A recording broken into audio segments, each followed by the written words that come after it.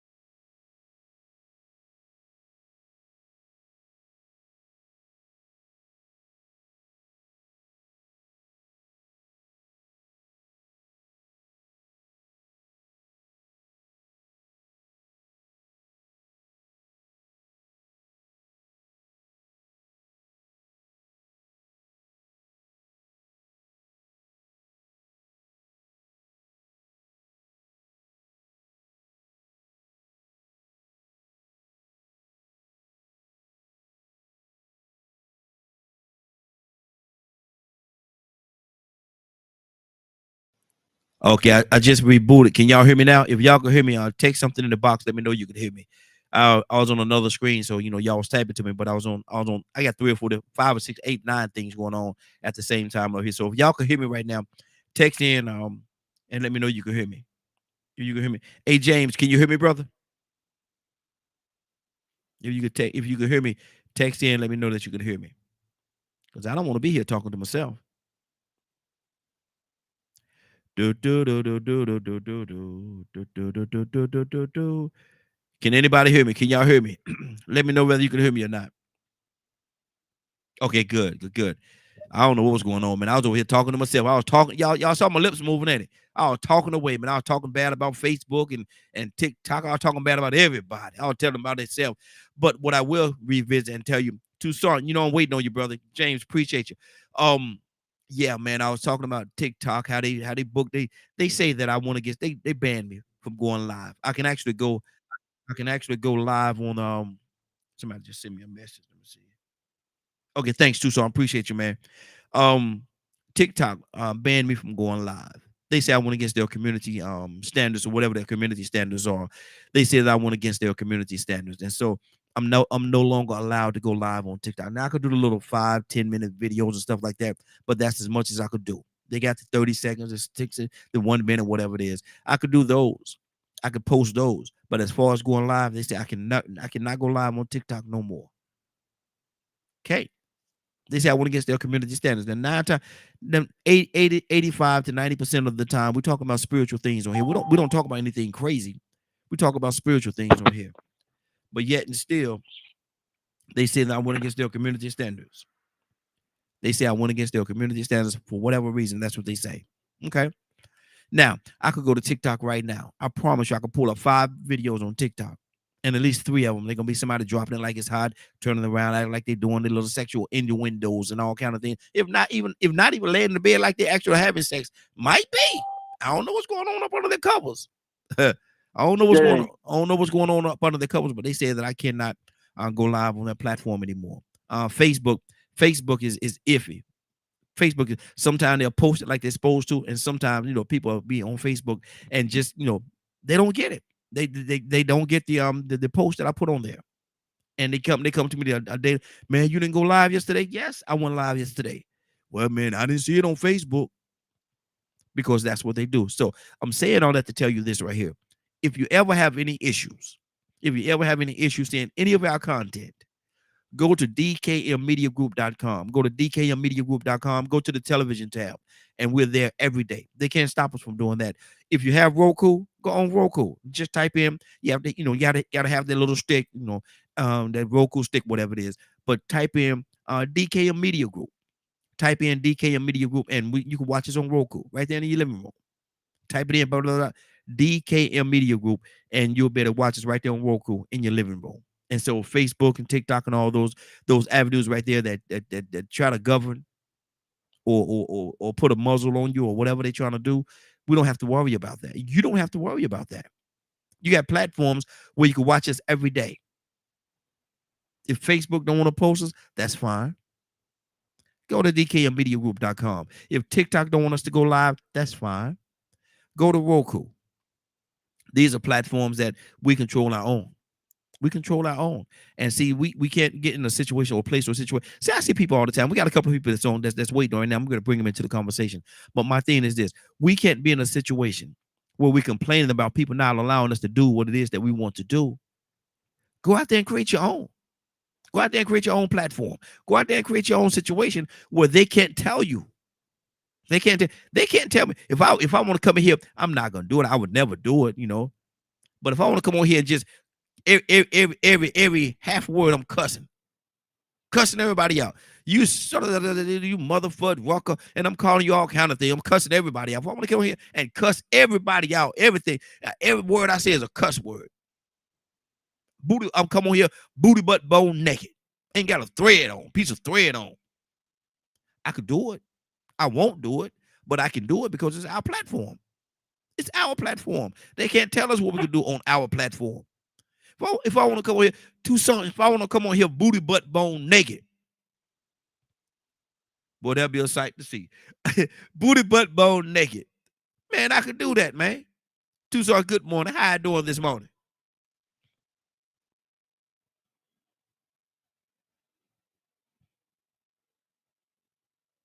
Oh, I thought Tucson had came in. Captain Leonard, talk to me, brother. How you doing this morning? Good morning, Raheem, and the Morning Glow family. Man, Leonard, if I want to come in here, man, on our platform, if I want to come in here booty, butt, bone naked, not even a piece of thread on, cussing everybody out. They can't tell me I can't. I might get some kind of fines or something though. But anyway, if I wanted to do that, I could, right? And that's the advantage of having your own platform, right? Yeah. Uh oh. Uh oh. Lynn, I can't believe you just left that. I mean, I threw you an alley oop, man. And you ran down the other side of the court, man. What is going on, man? I threw you an alley oop just now. I, I threw you an I'm alley oop, just Leonard. trying to figure out why you want to go come on Booty naked, butt, Raheem. booty butt, bone naked with a not even a piece of thread. No, but I'm just saying. A lot of times people, Leonard, I think I've heard you say something about Facebook and how Facebook do their things, man. And they so controlling as to and it's their platform. If they want to do that, they Yeah. can. Well, Go ahead. I have they're biased. That Yes. my issue is not to control it, the Mm-hmm. bias. Mm-hmm. Mm-hmm. Mm-hmm. And certain things they'll claim are so violate their community standards, so Yep. to speak, Mm-hmm. when really they just have a bias towards what you say. Mm-hmm. Mm-hmm. You Mm-hmm. know, so it's I mean the control factor is there, Mm-hmm. It but it's is. more so the use of bias when you Mm-hmm. say certain things that they don't care for. Mm-hmm. Like if you say certain adjectives, Adjective. That's a clever way well, of let's putting say for it. instance, if That's you put anything there negative mm-hmm. and then put white with it, Mm-hmm. they will Mm-hmm. send you a message. Yeah. Yeah. Yeah. Sure will. It's if you send anything that they consider would be violent, Mm-hmm. they'll flag.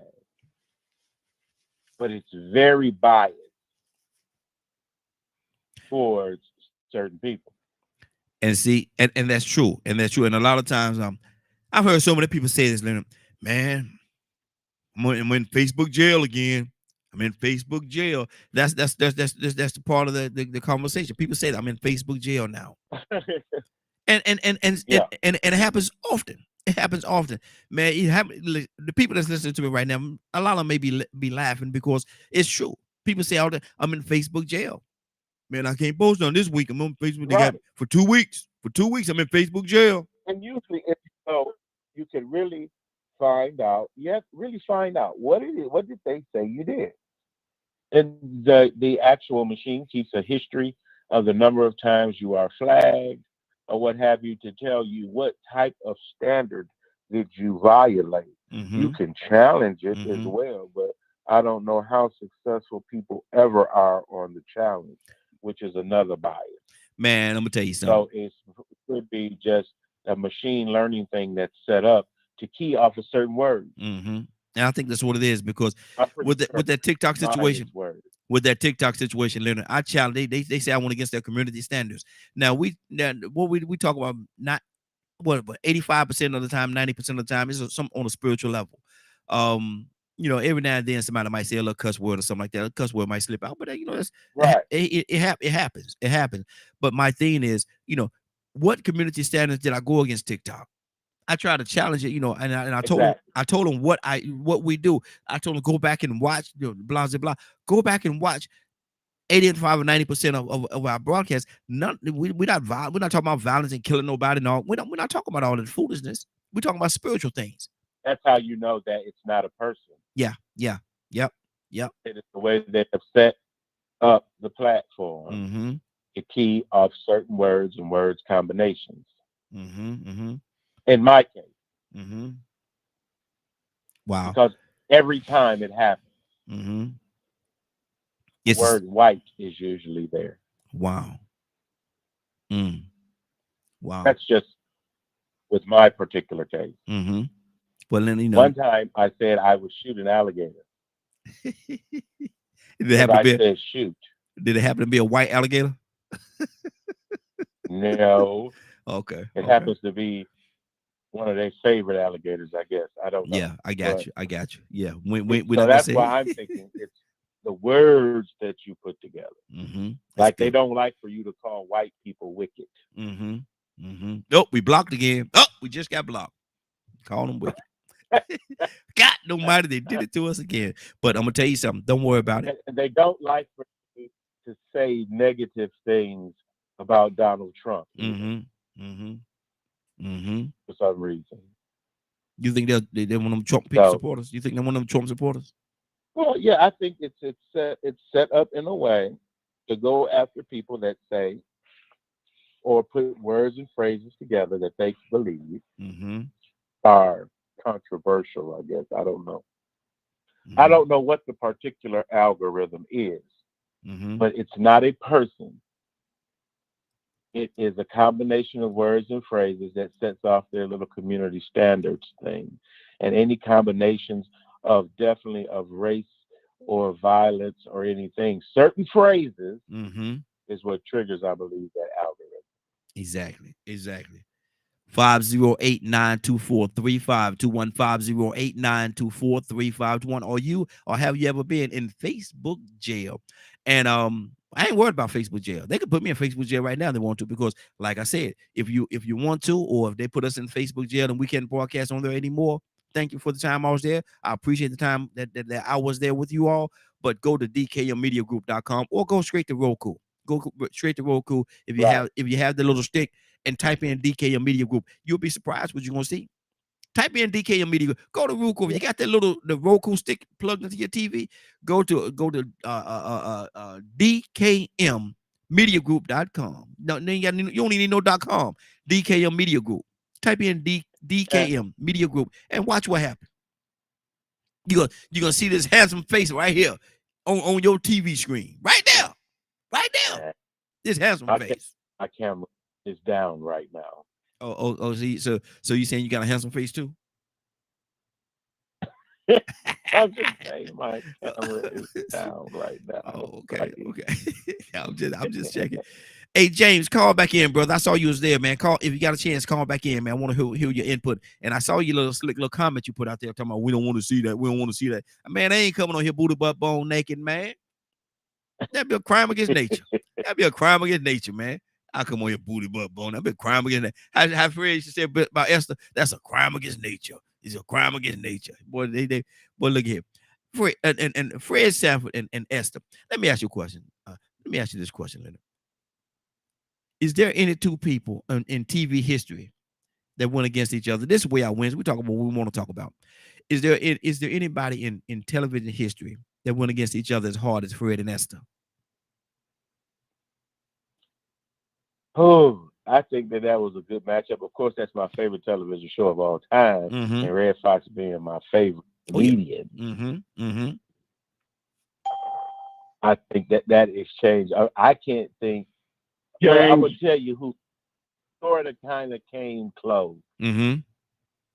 Uh, uh, and it's what makes his show so successful. I believe Martin did a great job Yeah. with the relationship between him and Pam. Yeah. Yeah. Yeah. Yeah. Mm-hmm. So that kind of emulated that style that Esther and Red Fox had in Sanford and Son. I thought you was about to say But I thought you was about to say the Jeffersons, George and Florida and not Florida but Florence. well, I think it's a little because Florence worked for the Jeffersons, Mm-hmm. and she was their maid, but they were very funny, Mm-hmm. but Mm-hmm. they weren't as funny as Red Fox Oh no. and Esther's character or Pam and um, Martin's character on the Martin show. Y'all gonna Fred told Esther, he said, I'm gonna take your face, put it in some flour and some dough, and make myself some gorilla cookies. I said, God almighty. Right. He was. They just went at it for just off the tongue, just on sight, as they I'm would like, say, "Look." on sight. And I'll go. She would say, "Look at yo fish-eyed fool, yo fish-eyed fool, yo heathen." And she take that pocketbook, boy. She swing a mean pocketbook, boy. Look at Esther swing a mean Right. pocketbook, boy. If she mess around and make a mistake and hit you for real, she might knock you out on the set. You might have to lay there for a little bit. Episode. It was an episode that she hit him, and she had a metal Bible in her Hmm. purse, and he supposedly had amnesia. Oh yeah, I saw that one. Yeah, I saw that one. When he read his will, first will and testament. Yeah. That joker said, "I'm gonna read my first will," and he didn't say testament. He said first will and testimony. See, people didn't catch that. He said, "I'm gonna read my first will and testimony." I said, "Oh Lord, this dude here, boy." Let me go to James. Good morning, sir. How you doing this morning? Good morning. How you doing, Leonard? I'm doing all right. Hey, doing good, doing good. Man, let me ask you a question. James, is there any couple, and they're not a couple like that, but couple in TV that was as funny as Fred Sanford and Esther? Oh no, no. Ain't no way. I watch that any day of the week. Yes, sir. Yeah, my favorite episode when they're fighting till they're fighting when he pulled a wig off. Oh Lord. I remember that one. I remember that. Man, Yeah, that was that look, was funny there. man, look, I know I've seen every episode at least 3 or 4 times, man. They got on my Oh, TV. me too. Go ahead. Yeah, I got a whole collection of it. Yes, sir. Yes, sir. Yes, sir. I can and Leno was right, man. Martin and Pam, they can't they gave a run for the money, man, but they can't keep up with Fred and Esther, man. They can't keep up with them two. No, No, they that can't. still can't. Mm-hmm. No, that's good. Yeah, Man, have you ever and been in Facebook? everything. Have you ever been in Facebook jail? Oh no, Mm-hmm. I heard a lot of people say they have. Mm-hmm. Yeah. But Yeah. they get flagged. That's crazy. Mm-hmm. All the, like TikTok, like YouTube, they see pretty much everything on YouTube. Mm-hmm. Yeah. Yeah. And I think Dr. Yeah, Carolyn say she having a it's hard crazy. time. Can y'all hear us out there pretty good? She says she having a hard time hearing us. Oh, y'all having a hard time hearing? I can you good on my end. Okay. She says she's struggling to hear us. Okay. Good morning. How you doing? Good morning out there. Good morning, everybody. Leonard, way out Wednesday, brother. I got another Yes. topic I want to go to. I got another topic I want to go to real quickly. But before I do that, man, catch us up to speed on this political thing, man. What's going on? Well, the most important thing I want people to know is if you have runoffs in your area, make sure you participate in the runoff elections. And what that means is that who you voted for in the previous election did not have enough votes to be the clear winner or did not reach a certain threshold. Mm-hmm. A lot of times that threshold in a lot of cases is about 50%. They may have won the previous vote, however, they didn't win it by 50%. Mm-hmm. So they have what they call a runoff election between those candidates. Mm-hmm. So make sure that you return to the poll to continue to vote if you need to in your area. So basically, what you're That saying? is what is most important. Of course, we have the regular shenanigans going on. Mm-hmm. So, of course, this huge discussion about, I think I heard people discussing a particular issue related to the draft Mm-hmm. with this previous bill, I believe, that has passed, the actual defense bill. And, just reading some comments of my own that I saw posted was so funny to me as it relates to the draft. Mm-hmm. And it would be a thing that I would consider so out of touch with the people. And it would be so much more of a security risk Mm-hmm. to try to enact a draft at this point in time. Now, some of you older guys, you maybe can explain it how he felt when they did it back when you were much younger, Mm-hmm. and they implemented that particular draft, especially prior to the 70s, I believe, for the Vietnam War, Mm-hmm. as it relates to the draft. But I'm not really sure the sentiment, other than the historical and what I've read about it. and what some people may have said. But I can tell you, we're definitely not in an atmosphere where America is, the propaganda isn't even working this go around. More people are opposed to war, I believe, than there were previously, because people are waking up to the negativity of America around the world, and that this moral high ground is no longer that high. We do a great job as it relates to democracy, but we still have such a ways to go when it comes to human and civil rights as it relates to discrimination and racism.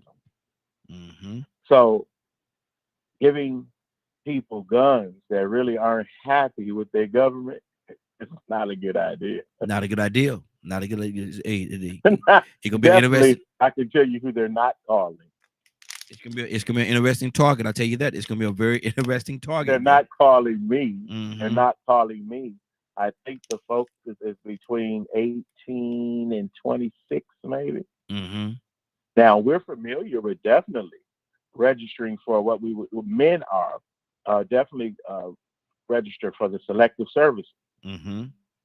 Is what the program was called, where at one, you sort of acknowledge the fact that as American between a certain ages, that there's a possibility that you could be called into military service. It sort of gives them account on how many people are really aware and may accept being drafted into the military or participating on behalf of the United States in the military. Hey, James, were you in the military? Yes, sir. How did you feel about the draft? When they had the military changed so much. It changed so much since I was in there. So the draft ain't, if it ain't gonna be like it was back in the day.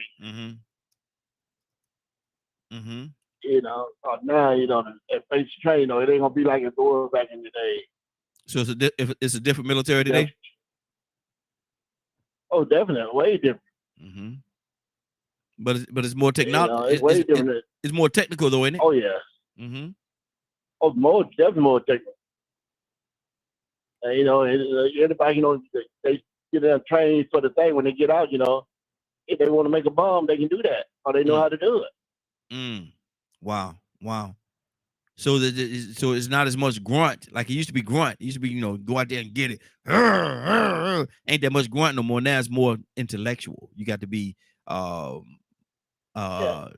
technical savvy now. Right.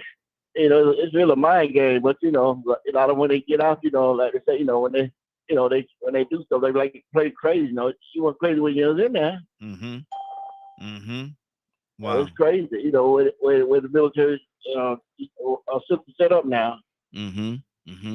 Exactly. That's good. That's good. As you get the rank stuff, you got to, just got to do a lot of stuff just to get some rank in there.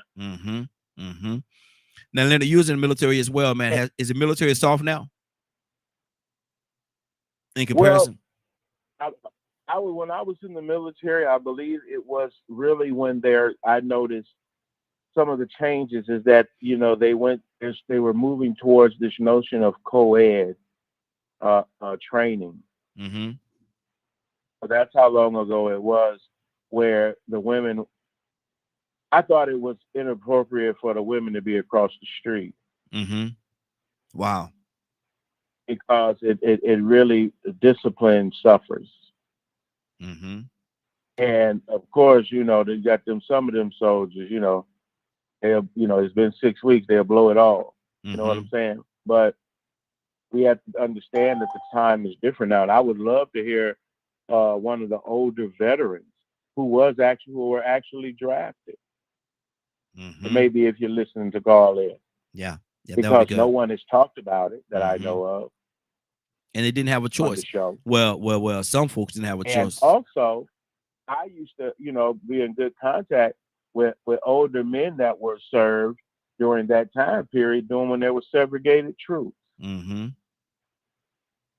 So we had problems then with racism and discrimination So as it Leonard, even relates to this nation's defense. Leonard, Now, the you said something. propaganda. You said something right there, Leonard. Can you think of a time? And this is way out Wednesday, man. We jump all over the place. So y'all bear with us. Put on your good listening ear today and follow with us. Follow me, but don't follow too close. Leonard, can you remember a time in your lifetime or looking back, even before your time, where racism was not a part of the American culture? Well, no, I would say racism didn't really. It's important to understand that racism was actually supported by the government. Mm-hmm. Real racism. Yeah. Yeah. Wow. Those things before an established government, I would say, was not so much was not as racist. Mm-hmm. Mm-hmm. It wasn't organized. Mm. It was not much of an issue. It was it was at the discussion level, I believe, for some abolitionists during slavery who started to question the notion of enslaving black people, definitely from a religious standpoint, Mm-hmm. where the one question came up where these are definitely human beings and people, and we should be concerned about their souls. Mm-hmm. So this is what led to sort of the questioning of how inhumane slavery was. Mm-hmm. That someone of a religious nature would question that shouldn't the slaves be allowed to participate in making sure their souls were saved. Mm. So that approach to trying to tear down white supremacy, I think, encouraged racism. Wow.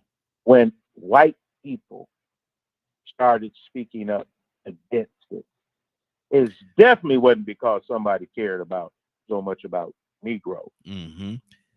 There was a time out there where they would tell the poorest of the white people that at least you have more than them over there, or you have more than them, and they wanted to hold on, and that's a part I think that pushed racism a lot, because it made they told the poorest white person, well, at least you got more than them over there, and it made them think that they had to hold on to that little piece that they had because somebody was coming to get it. Them blacks coming to get your And also, you mm-hmm. notice the change in the way some people have even brought the conversation closer to what a lot of folks that were fighting for the movement were talking about, mm-hmm. was the move towards classism mm-hmm. in America. Yeah, yeah. Now, as far as saying that at least you had more, it wasn't actually realized as much, because you have to remember the condition at that time, mm-hmm. where there were rules in law that codified racism, Mm-hmm. that prevented black people from having certain things. Mm-hmm. Mm-hmm. Exactly. You know, you could be poor and white and move around at your own will. Mm-hmm. Black people really were under surveillance. Mm-hmm. We had a family reunion this weekend, and we had the elders, and I've heard the story many of times. The majority of my people who came through slavery were sharecroppers. Mm-hmm. And when my grandfather decided to move and those families decided to migrate, they had to do so at night. Yeah. Yeah. Absolutely. Because white folks that owned those farms would try to prevent them. Mm-hmm. For moving. So much as threaten and violate them if they tried to leave. Mm-hmm. Wow. White people didn't have to deal with that. Mm-hmm. White people were not, by law, prohibited from doing things because they were white. Mm-hmm. Mm-hmm. Yeah. So Yeah. the same tactic that fuels hate is being used today. Now, it's clear white folks clearly see African Americans who have more than them, are wealthier than them, are far better educated than they are. So the Mm-hmm. notion to believe that is definitely internal, a mental issue. Like we speak to black people who are still mentally enslaved, Mm-hmm. though not physically enslaved. Exactly. Exactly. It Five is the zero. one thing to be oppressed, but it's definitely a mental problem to oppress yourself. Mm-hmm. 508-924-3521. 508-924-3521. Stanley, good morning, sir. How you doing this morning? Leonard put a lot out there right there, man. And you was in the military as well. Let's start there. Is the military today soft? Cause I think you did what you did 20? Nah, I did 10. You did 10? Okay, okay. Yeah, yeah. It, It's a lot softer than what it was when I went in. mm-hmm. Because I listened to some of the stories about how they. First of all, how y'all doing this morning, Good morning. How you doing this morning? man? I'm doing good. I'm better. I'm better. Yeah, they talk about how now you can't go in the troops rooms and inspect the rooms and stuff like they used to do when I was in there. And just a lot of things that have changed over the last 30 years, Mm-hmm. and it is making a lot of the troops are smarter because they're more well educated, but physically they're softer and mentally they're softer. Mm-hmm. So that has, if we're getting back to the race thing, it was a lot of racism in the military, and it still is to a certain degree. Mm-hmm. But when I went in, man, I was stationed down in Southeast Georgia, down in Hinesville. It was a lot of racism, Wow. but you had a lot of black guys with rank and a lot of white guys that were jealous, Mm-hmm. and but there wasn't nothing they can do about it. But it was a lot of backstabbing and different stuff going on back then. Mm-hmm. So yeah, there's always been racism in the military, and always will be, because it's across the board, not just military, but in life. Period. They've Yeah. Yeah. always thought that whites were smarter and more superior Mm-hmm. and more deserving than us. Mm-hmm. We've always been third and fourth class citizens. Mm-hmm. So it's always been like that. To So that's something to a that certain degree, to a certain to whatever degree we're gonna put this thing, because this is a very open-ended question I'm about to ask. But are we still fighting some of the same fights that our great grandfathers had to fight? Maybe in a different way, but are we still fighting the same fight? Oh yeah, definitely. Mm-hmm. They still redlining us. They still trying to make it hard for us to become wealthy. Mm-hmm. So that's why everybody wants to be a movie star. Everybody wants to be an athlete and all that stuff, because that's where the easy money is. Mm-hmm. But as far as the man that has to go to work every day and work 8 hours and hit that clock, they don't want you to really make any money. Mm-hmm. So they try to keep us as the second and third class citizens. And I'll give you a prime example. And we as black folks, man, we've got to overcome some stuff. I'm working with an organization right now. They're trying to help 150 couples become homeowners this year. That's good. They're gonna help them with the credit. They're gonna help them with the budgeting, financing, the lawyer, and everything. And we've been trying to help people get this done since February. And I think we've had 5 people that actually are interested. Mm-hmm. It's like they scared. Everybody would rather pay rent, or they just Wow. don't trust people. But all this stuff is legitimate, man. I've been going all over the state of Georgia trying to get folks to sign up. Mm-hmm. But they would rather, I don't know. I guess they rather live in poverty, or they just don't trust the system enough to understand that this can help you, Mm-hmm. gain some kind of wealth. Because Yeah. if you don't Yeah. own property, man, unless you hit the lottery, like I said, unless you become some type of mega star, hard to become wealthy or really situated and stable unless you own some Mm-hmm. type of property. Yeah. Because property is going to build wealth. Mm-hmm. And try to get this young crowd to understand that. Well, You like I know. said, we got a platform, brother. Let me know what you need me to do. We got a platform. Let's make it happen. Yeah, We- we need to get this done, man. Because Yeah. I'm trying to help folks. You know, when I leave this earth, I want to be able somebody to say, well, Stan helped me do this and Stan helped me do that, and I was able to help my family, or I was able to help my grandkids, or whatever. Mm-hmm. You don't want to just be on this earth, man, just work, pay bills, and die. Exactly. Who wants to do that? To me, that's a waste of time. Toussaint, good morning, sir. How you doing this morning? Mm. What what what are you hearing this morning, sir? Right. What are you hearing this morning? It's a real old man right there. I'm trying to tell you, man. Good. It's just a lot.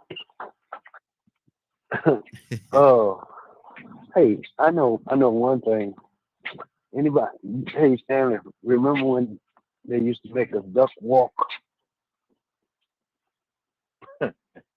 You're an older man than me now. just because they felt, no, I don't know. We probably bumping heads. Just because they felt like it. We did something, and some, or rather, let me just say, here's what it was. If anybody in the platoon did something, you was gonna suffer for it. Because it was a whole unit. And you was gonna answer for your constituents. I think that's a good word. Your fellow Your buddy.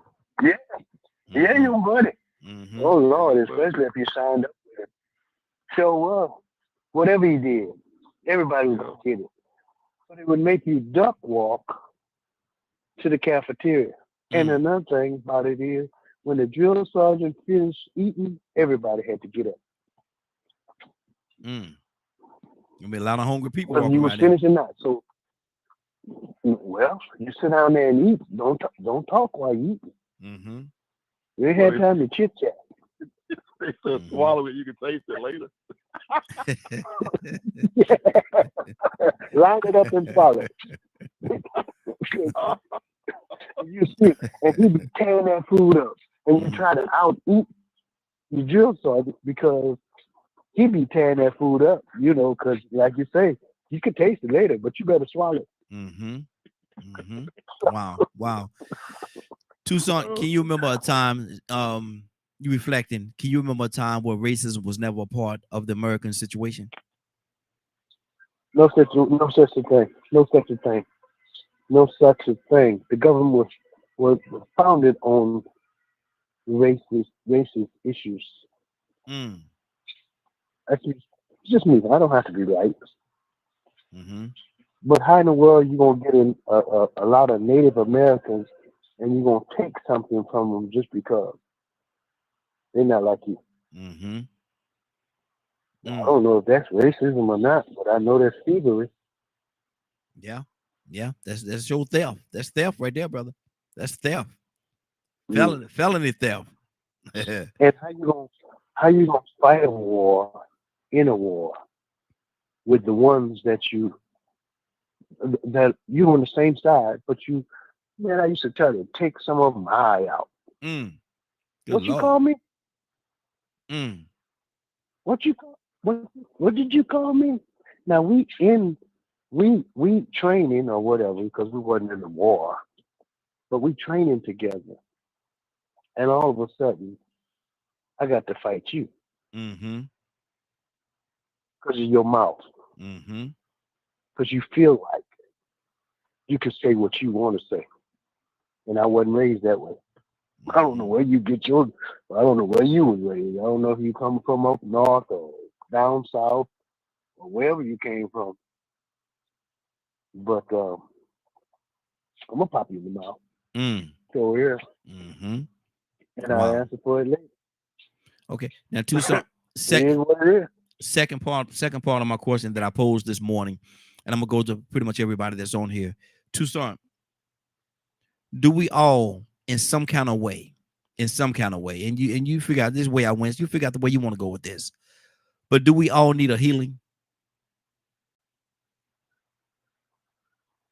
A healing? A healing. Yes. Yeah, like you're sick, you need a healer. Yes, sir.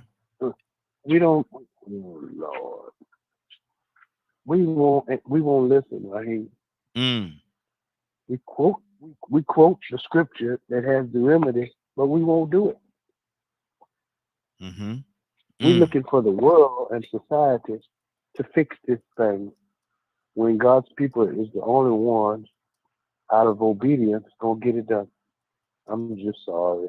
Mm. I'm not trying to be selfish. Whoever you are that call yourself God's people, you can be Muslim, you can be whatever, Christian, you can be whatever. Mm-hmm. But if you know Him, then it's our job to be obedient to Him. If people that don't know Him, He's not expecting nothing out of them, Mm-hmm. because there are enemies of God. Mm. It is what it is. It's always been like that. There are people that, Leonard, you're gonna like this one, especially if my man. What's my man name? He be trying to kill everybody. What's his name? He be saying kill them all. What is his name? Say his name.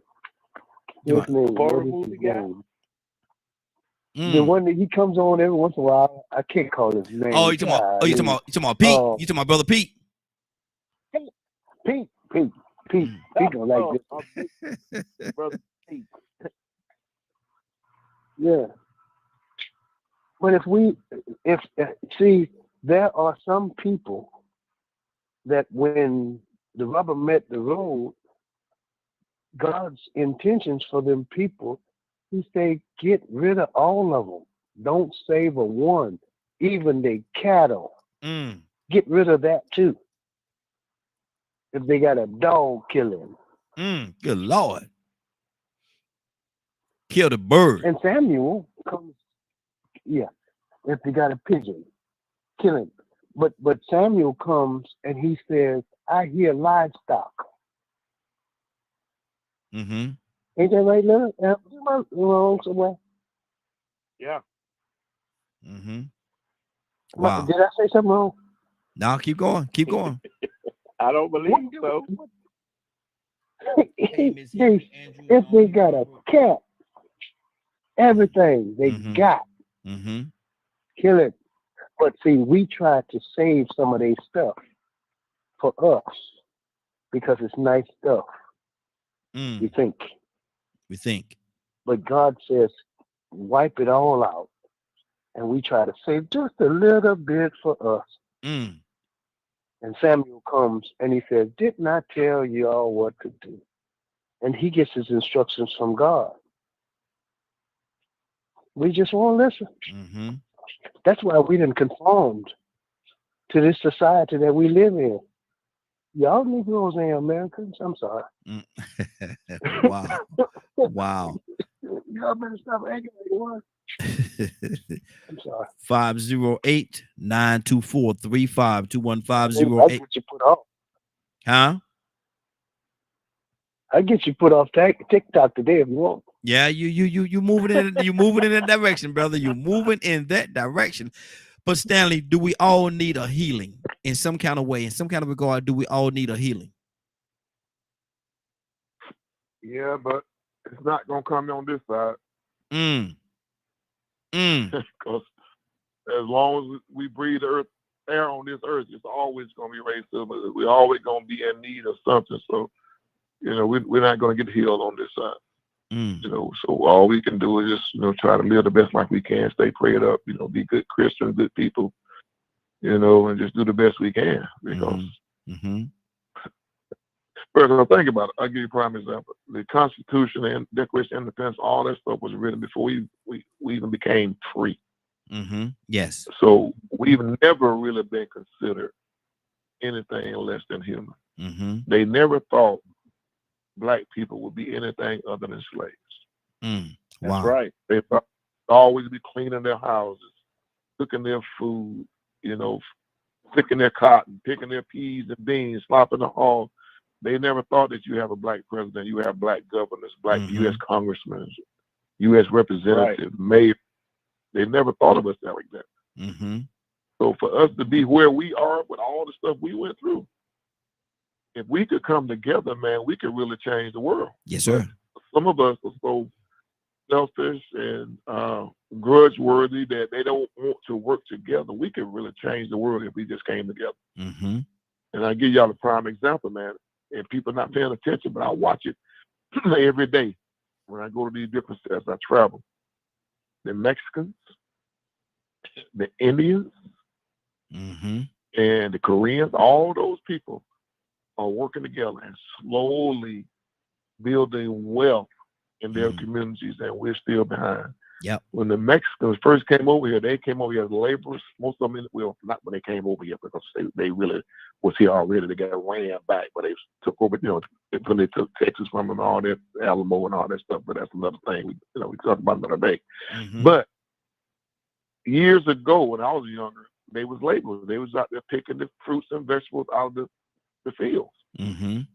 Bro, now they putting on roofs now. Yeah. They buying tire shops now. Mhm. They laying bricks, pouring concrete. They doing Mhm. all that. The Indians buying up Yep. all the gas stations.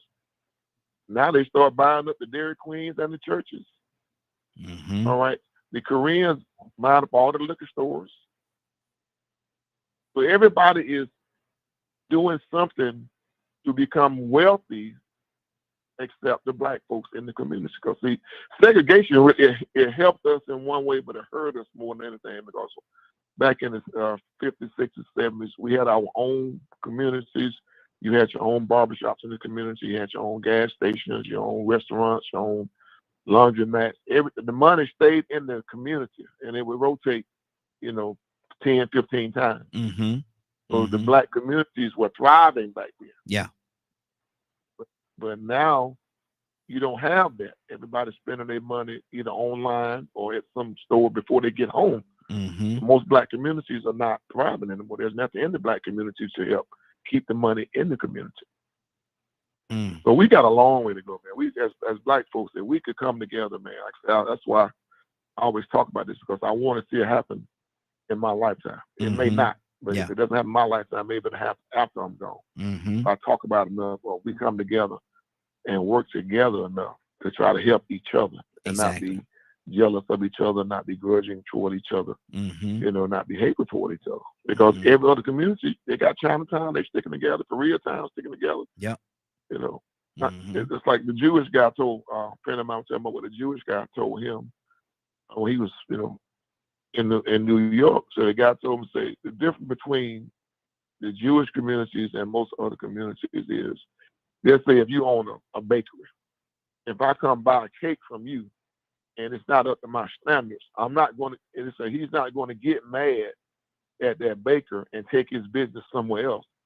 He said he will go back to that same baker and say, hey, I bought this cake last week. This was wrong with it, that was wrong with it. Let's try to get it right, because I want to keep my money Mhm. in this community. Yeah. Yeah. But see, we as black folks, we'll get mad. We won't go back to that baker. Mhm. We'll go to somebody else. If they ain't right, then we go to somebody else instead of going and say, hey, the cake was a little dry. Can we Yeah. get a little bit more moist next time? Yeah. Or the Exactly. icing was too hard or wasn't sweet enough. So I Mhm. want to let's keep our money in this community. But no, we get mad, man. Joker, wash your car, miss it, and don't get the tires shining like you want them on. I'm find somebody else to do it. Yeah. We ain't going back to them no more. No, ain't. No, we ain't going back. Yeah. Instead Exactly. of doing some corrective criticism. Corrective maintenance. Hey, Mhm. yeah, I like what you're doing, but you missed a couple spots, man. Let's try it. And then they'll appreciate it because they'll get better. They Mhm. won't lose a customer. Yeah. Yeah. And then you'll get the job that you want done. But So we need some healing, but it's gonna be hard, man. mhm. Because we've been dogged out so much. A lot of us been dogged out so much, man. We just don't trust nobody. Leonard, how We much got to get over that. exactly? And Leonard, how much is that defense mechanism holding us back? Because like you said, if you go watch somebody car, if you miss a spot or two or something like that, it wasn't intentional. But instead of saying, okay, brother, I apologize, man, bring it back. and I do it for you again, free of charge, blah blah blah. Next one is on me.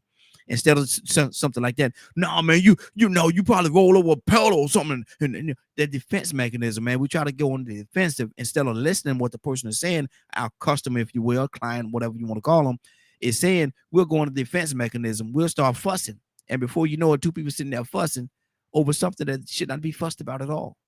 How much of it is that?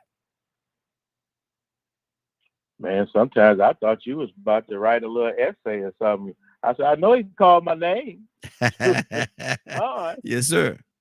But it's coincidence I had this conversation with someone else. Mm-hmm. And we do a lot of work in the community and in the movement and things of that nature. Mm-hmm. And we clearly understand how some people feel about certain things. Mm-hmm.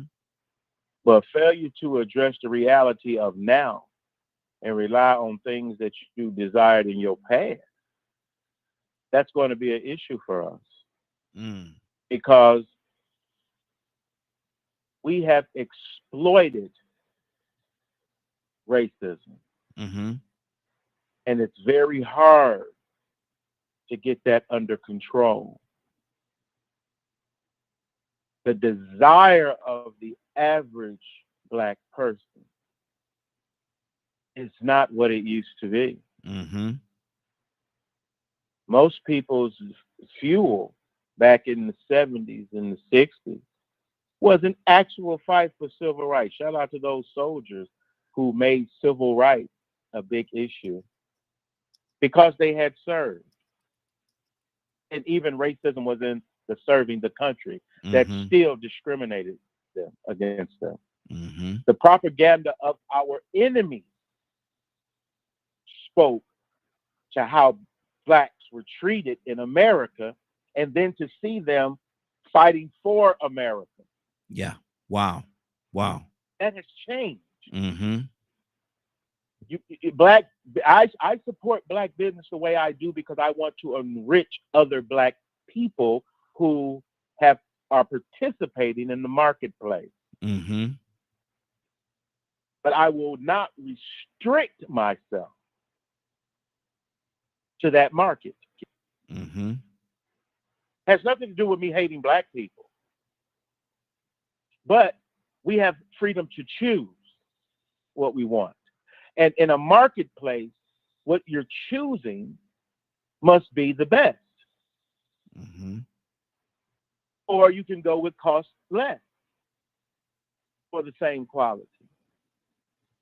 The whole notion that no one has been able to explain how we have exploited the Black business model, that somehow this enriches a community. It enriches a community under a community that is restricted by race. Mm-hmm.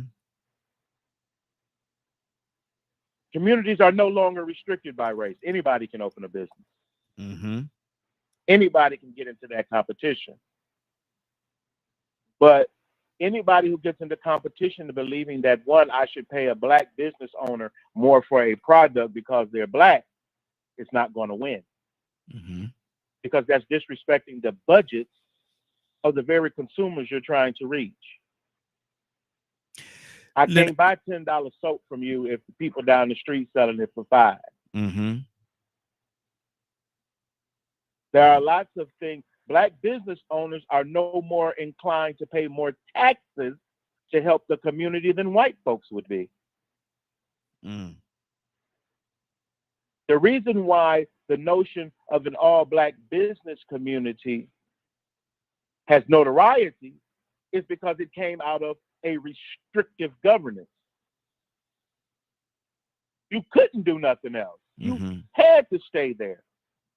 You dealt with those people around you because everybody else didn't want to deal with you. So there was very little competition for business. But now in an environment where we're not restricted, you have to go after those things that appeal to the consumer, like the best product on the market. People always, Black banks. Black banks use the same rules as white banks. People that make the most money is the people that own the bank. Black banks don't pay Black people more on CDs and investments than white banks. Pay you the same amount. They try to be competitive, Mm-hmm. but competition is that way. Competition jumps over race boundaries and all these other types of things. Healthy competition without, in this type of market. Now, yes, I always encourage people to do business with Black business owners because you're contributing to another Black person's success and wealth Mm-hmm. by thereby enriching that Black person that owns that business. But if you ain't an owner, you're not going to get any further than you are now. Mm. Remember, business is always trying to take money out of your pocket on this side when you're a consumer. Don't matter what color you may be. Mm-hmm. Your decisions are made based on your finances and what makes sense for your household. Leonard, have you Now, if heard you can have you find heard Black about that communities where you situation? can do business, great. Leonard, have you heard about there's something going on right now, and I'm asking you the question because you deal a lot with the politics. And Stanley and Tucson, I want you to hear y'all take on this as well. They're saying that there's a big movement going on right now. There's a company out there, there's a couple of companies out there that say they quote unquote grants. They only give grants to Black businesses, to Black based businesses, or Black business, if you will. And they're saying that the Congress is actually going against them because they say that that's discriminatory practices to do that. How do you feel about that, Leonard? Or is that discriminatory? No, but you can't scream discrimination when it is a remedy for what we have been through. Mm-hmm. The remedy to discrimination are these types of grants Mm-hmm. that were withheld from Black people. You will So never hold be on. able to pay that back. So what you're saying to me, I want to make sure I'm clear and make sure that the listeners are clear as well. If there's an organization out there that give grants, but they only give grants to Black businesses, that's not discriminatory. No, Okay. no, because it is a remedy Mm-hmm. for having excluded Black people from business. Mm-hmm. See, I didn't make this up. You white folks caused this problem. So now that burden is going to be on you. It's not on me. It's on you. I never prohibited Black people from having or living where they wanted to live or pursuing life, liberty, and happiness. You did. Mm-hmm. And it's your responsibility to fix that by any remedy necessary, just like affirmative action. Had you not restricted Black from being employed, you would not have to deal with it. Mm. So now a control must be put in place to make sure you don't do that again. Programs must be created this way. This is what reparations looks like. Mm-hmm. Wow. Stanley, It must be on a grander scale. Mm-hmm. Mm-hmm. Wow. And we must punish those that still want to practice actually discriminating against individuals in the marketplace. Mm-hmm. Let me go to Stanley. Stanley, what do you say to that? If there's a grant-based business out there that give grants, but they only give grants to Black businesses, is that discriminatory? Well, some people may look at it like that, but what they're trying to do is they're trying to make it an even playing field. Mm-hmm. And like my brother was saying, for years we couldn't get anything to help us start businesses. Mm-hmm. Like now, if you're a minority-owned business or woman-owned business, Asian Pacific, they have programs out there for those people as well. So it's not necessarily discriminatory. It's just trying to get you on a level playing field because it wasn't level for so many years. You know what I'm saying? They did everything they could to not let Black folks be on the same level with white folks. So I don't necessarily have a problem with that as being a discriminatory act to help Black people get on their feet to start businesses, Mm-hmm. because it should have been something that been did 100 years ago. Wow. But as we said a few minutes ago, they never thought that we would be business owners or anything other than slaves. So there was nothing out there for us to you know to pull ourselves up by your bootstrings, as they used to say, by your bootstraps. So Mm-hmm. yeah, I don't have a problem with that. Good deal. I'm gonna go to Tucson, but I want to talk to somebody in the thing on Kick. Kim Jong Un. Now I know that ain't the one I think it is, because there's a brother, that actor Kim Jong Un. He actually went to my high school in Greensboro Page, and yeah. If that's him, shout out to you, brother. Yeah, from Page High School, you know what I'm talking about.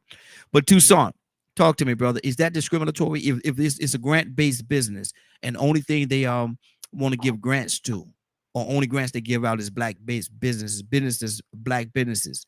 Is that discriminatory? No, no. They're gonna put it out like that because I got two things. I got a positive and a negative about that. Mm-hmm. It's coming anyway. But like Linda said, it's a remedy for what it's by time.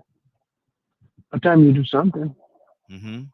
because you really, if anything's old, we need a whole country. Quit playing. Mm-hmm.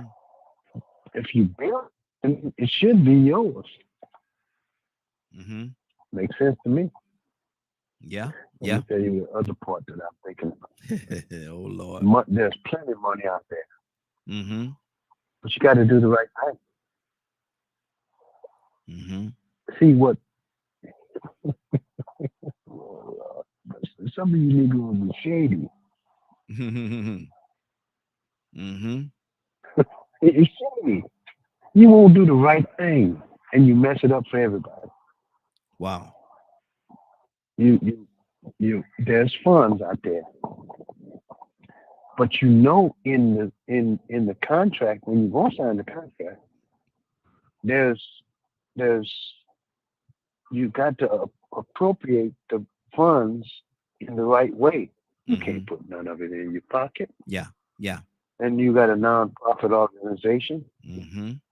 Mm-hmm. You got to do what you say you're going to do. Otherwise, you're going to get yourself in trouble. Exactly. And there are plenty of them. They're ready to imprison you with what they try to reform you with. Mm-hmm. Because you won't do right. Mm-hmm. Or you do right, and right will follow you. Mm-hmm. But you're shady. And you're mad. Yeah. Because now they didn't cut it off. Mm-hmm. So it's the right thing to do, Raheem. Because if you look at it, the Vietnamese, they reformed them. Mm-hmm. The Chinese, the Asian Americans, they got their own land in somewhere. I don't know. Maybe I'm wrong. Not the way they might have wanted, but they did some sort of reform. They go blow up a country and fix it. Mm-hmm. Mm-hmm. We're the only country that, I don't know if we're the only country that does that, but we sure enough got a hand in it big time. Yeah. We fund more out of country than we do in country. Mm-hmm. But the thing about it is, when there are funds for you to start your business, PP, what is it? PP loan? PP what loan? The PPI, whatever, PPI, something like that. Yeah, I know what you're talking about, though. Yeah. How many of them went to jail behind that, talking about they got a beauty parlor and they're doing it in their house, and then before you know it, they go buy a BMW. Mm-hmm. You're going to jail. Yeah. You and your BMW. Yeah, they're gonna take it. Yeah. Because you're shady. Mm-hmm. People are still going to jail. You know, people in high positions are still going to jail for that PPI loan, man. People are still going to jail today. Yeah. The CEO going to jail because they ain't got no employees, they ain't hired nobody, but they got their little boy, their cousin, and all of these people that ain't worked a day in their life, and they signed them up as employees. You're going to jail because you're shady. Yep. Ain't nothing wrong with them. It's the funds are out there. Mm-hmm. But when you tell them that you're going to do a certain thing, you've got to do that. Yeah. I mean, there are programs that I utilize, and you'd be surprised how much it is to fight to get people to do the right thing. Mm-hmm. Yes, sir. Because you ain't gonna mess me up. Mm-hmm. Mm-hmm. So next time I ask for volunteers, you ain't coming. Yeah. Because you're shady. Mm-hmm. You I'm won't. sorry. I said something to get me in trouble, man. I was going to say, here you are. We're supposed to be distributor, and you hiding meat. Mm. Mm. Come on now. Yeah. You ain't Yeah. gonna mess me up. Exactly. 508-924-3521. 508-924-3521. Asking the question, man. If there's a business out there, a grant company that gives grants, but they only give grants to black people. It's a black company. If they only give grants to black people, is that discriminatory? Cassandra, good morning. How you doing this morning? Hey. Cassandra, is that discriminatory?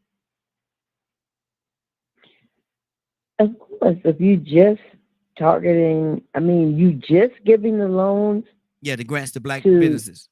the grants to black people. Yes. If it's set up like that, because there are minority loans, they're specifically for particular people of color. So no, that would not be discriminatory. But if it's just a grant, yeah, that is discriminatory because you should allow anybody to apply for it. Mm-hmm. But specifically says for African women, for Mexican, whatever group that's targeted. Because if you check the grant, because I get information through this particular website, and I've been getting it for years. I've never used it because that's what part I don't like. Mm-hmm. I don't like people telling me, now I'm going to use it for, the purposes that it has, but I don't like the government telling me how to use every penny. I know it sounds crazy, but when I want to help somebody, I don't want you to tell me because she got 4 children instead of 5 children that I can't help her. That's my reasoning. Why I've never, and my ministry has been around since 1993. Mm-hmm. I've never received a grant. Mm-hmm. Wow. I've never applied for a grant. Mm-hmm.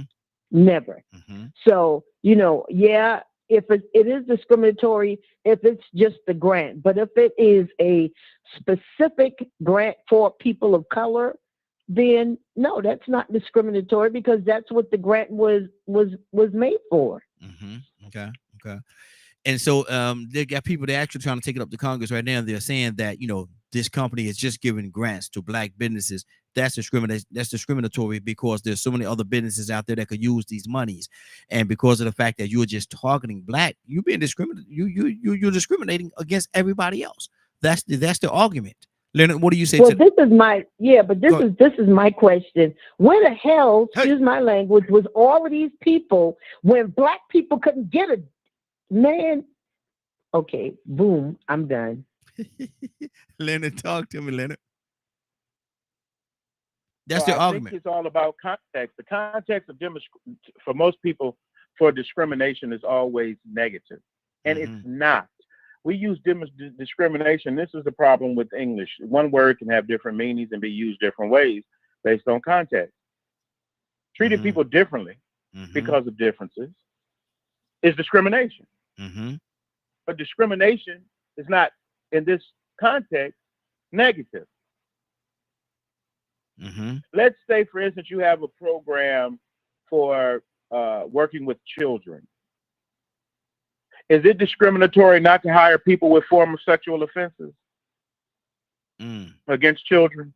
No. Is that discrimination? No. Yes, it is. How? If you got people, you say that if you say if people have committed crimes against kids and you don't hire them, that's discriminatory? Yeah.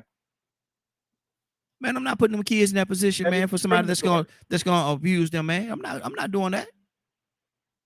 But discrimination in and of itself is treating people differently from others. Mm-hmm. There are protected classes as it relates to discrimination from a legal perspective. Mm-hmm. But then simple discrimination is simply separation based on difference. Mm-hmm. Mm. But now, when we're talking about discrimination as a practice during our history, we can definitely show where African Americans were discriminated against based on their race, which is why it's a protected class. Mm-hmm. There are various classes of discrimination that are illegal. And other discrimination is not, because it's outside of identified classes within the law. Mm-hmm. You may discriminate in certain ways that have nothing to do with other people. Mm-hmm. You may discriminate based on the food that you consume. Some people discriminate in terms of what they eat. Mm-hmm. Discrimination, as we use it, is always usually related to people, and definitely what jumps out is race. It's because of this place's history of racism and how it is indoctrinated into our law. I don't have a problem with you not liking somebody, Mm-hmm. but I do have a problem with you using the law to oppress and discriminate against people unlawfully. Mm-hmm. There are some people that thought that slavery was okay. They Yeah. still do, Mm-hmm. as long as it ain't them. Mm-hmm. Wow. As long as it's not them. Mm-hmm. You know, so we have to be very careful in that we know we understand the words that are being used and how we use them. So when we get Christians, for instance, I'll go to the judging. You should judge. You need to be excellent judges of a person's character before you get involved with them. You're not judging the foundation from heaven to hell because you don't have no heaven to hell to put nobody in. But you can judge who you associate with. Judge what you allow to go on in your home.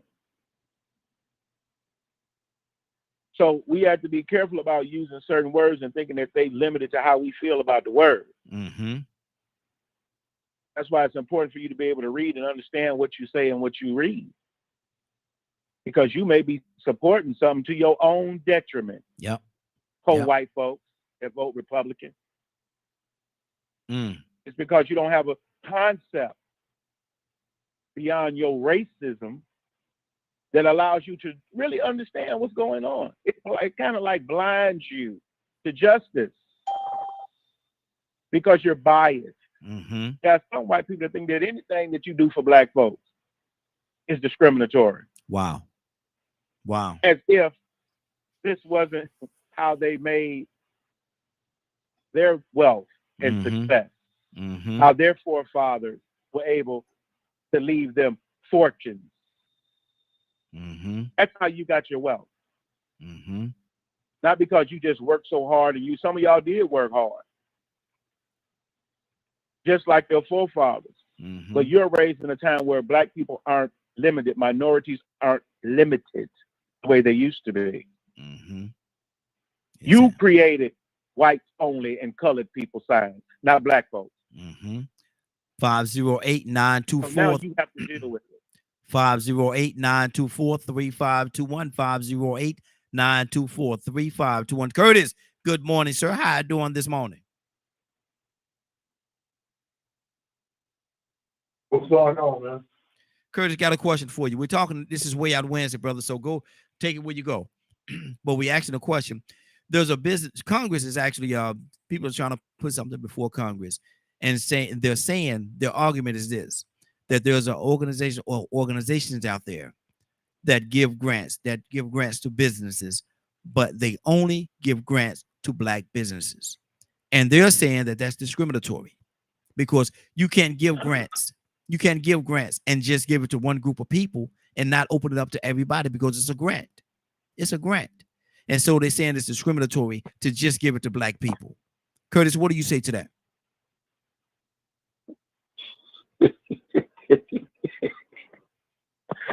Who's saying that? Hey man, it's thing that's going on in Congress right now, man. They talking about it. They looking into it. They're looking into it. Okay, I'm gonna dive. I hear you, and I know where you're going, brother. I'm glad you put that out there. I'm so glad you put that out there. Mm-hmm.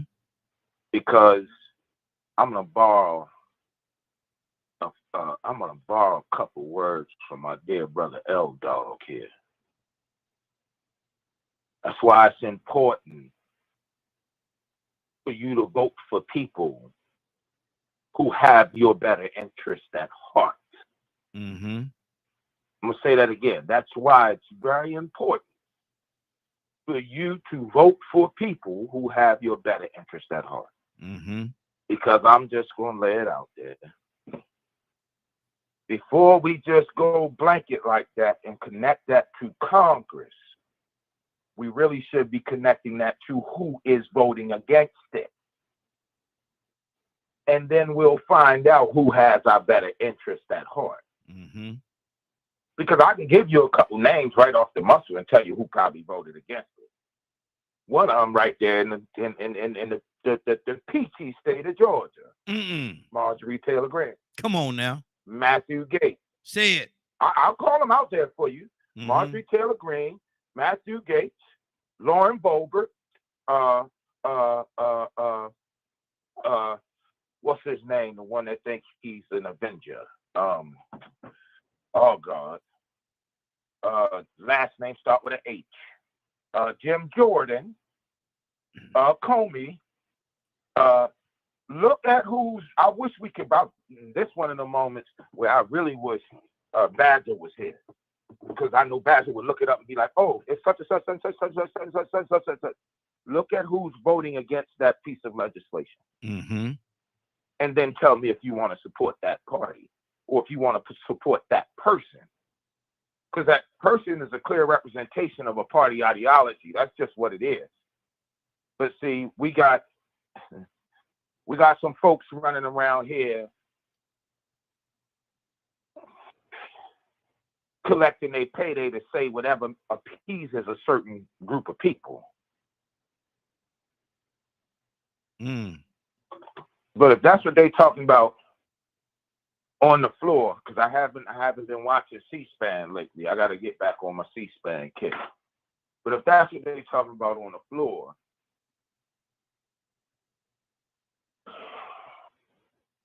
then you know what?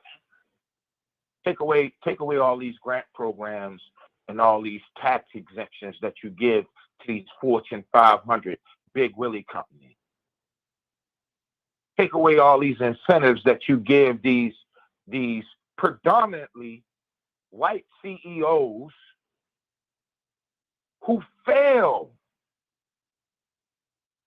when they're in charge of a business. You got CEOs right now. I just seen a post, a report the other day, came through a post and I read the report. A CEO, I'm not going to name the company, was making, trying to recant it, I think it said he was making $1.8 million an hour. While a regular employee or regular manager at his company was barely making $25 an hour. And the company was failing. Wow. See, these I'm going to land the plane right, man. These people is fools. They fools. Every time you got to do for us, or every time there's a situation where it looks like somebody is trying to do for us, it's a handout. every time somebody do something for them, it's an aid to the economy. Mm-hmm. Verbiage. Man, go get in the clown. Wow. Foolishness, man. Wow. Let me do this. Let me do my shout out. God gonna make you pay reparations. One way or the other, God gonna make you pay reparations. For what you did, one way or the other, God gonna set you straight. Wow. Wow. Let me do my shout out. I gotta do my shout out because yesterday Mama said I ain't hear my shout out. So yes, I did, Mama. I did my shout out, but I'm gonna do it right now. Mama, I see you over there watching. Love you, love you, love you, love you dearly. Thank you for watching, baby. Love you. Let me go back to let me go to Tucson. Tucson, what do you say to this whole situation, man? They saying that it's discriminatory, man. It's not right. It's not. You can't sit here and give away grants, all this money, but you only gonna give it to black businesses. What about the other businesses that need the help? You can't. That's discriminatory. That's discriminatory. That's pure and unadulterated discriminatory practices that you're doing. Tucson, is that true? Is that discriminatory? No, I don't believe it's discriminatory. Mm-hmm. I don't think so. Mm-hmm. Why not? What now? Why don't you think it's discriminatory? They're just giving the money to black people, man. That might not be right, Tucson. They got money that they only give to Chinese people. They got money that they send to Ukraine. Only that. They got money that's only for Social Security. They got money allocated for food stamps. They got money for LGBT community. And it's only for them. It is what it is, right? But see, when we don't want something, the only way to discredit it is put a negative connotation tone on it. Yeah. Mm-hmm. Yeah, thank you. I don't use big words. I hadn't spent enough time with Leonard, so I'm still ignorant on that side. Never. I'm just saying. I'm gonna grow up one day. No, we all are. I don't know. See, I think that even when they talk about illegal aliens, there are sometimes that when you say illegal aliens, and I'm just using this for an example. I know it went out there a little bit. They only consider that to be Mexicans. And everybody thinks that way. A lot of people think that way. So when they think that way, everybody jump on the bandwagon. A lot of people jump on the bandwagon. So when you say that, you know what we're gonna do? We're gonna fix this thing that we've done to the African American society. We're gonna fix it. So what we're gonna do is we're gonna allocate some funds so that we can help them start their own businesses.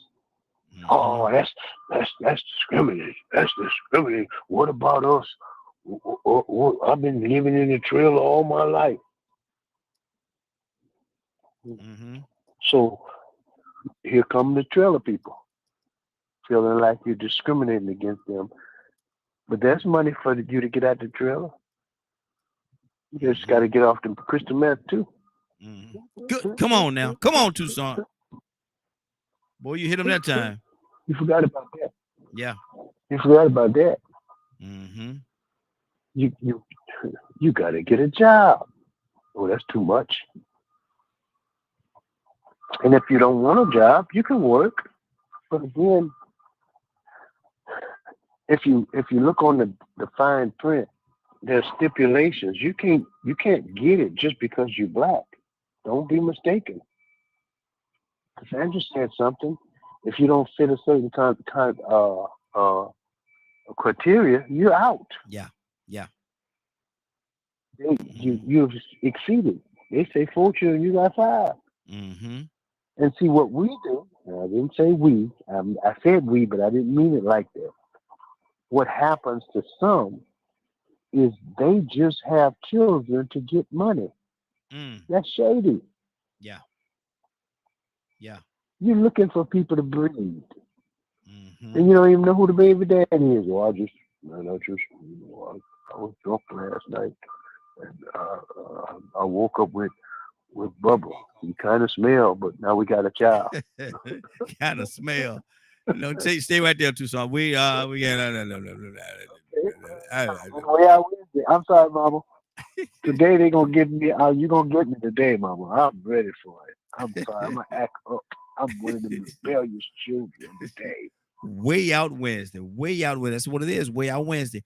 Let's keep this thing going. Shanavia, good morning, young lady. How you doing this morning? Good morning, y'all. How y'all doing? Hey, doing good, doing good. Shanavia, there's a thing that's going on, that's going across Congress right now, where they're saying that if a grant company that give grants, that they're giving grants only to Black businesses, and they're saying that that's discriminatory because they can't, if they're a grant writing, if they're, I keep saying writing, if they're a grant giving company, they have to give them grants to everybody. Everybody have to be inclusive, and to just give it to Black businesses, they saying that's discriminatory. Shanavia, what do you say to that? Who's saying that it's discriminatory? Hey, they coming up on Congress right now. It's actually out. It's out there. It's out there. I'm gonna try to pull it up so I can play the clip I saw. But yeah, they saying that it's discriminatory. They cannot. You cannot give grants and just give grants to Black businesses. That's not. You can't do that. Is what they're saying. Oh, Lord, that's so annoying. They said it's a set of days that said that today is discriminatory too. Because why do Black people need Juneteenth? Why do they need a whole month? Wow. So now why do they need grants? Ironically enough, that had to develop because of the discrimination against Black people and minorities. Mm-hmm. So why did they get to get everything? We get nothing. Please. Mm-hmm. That's trash.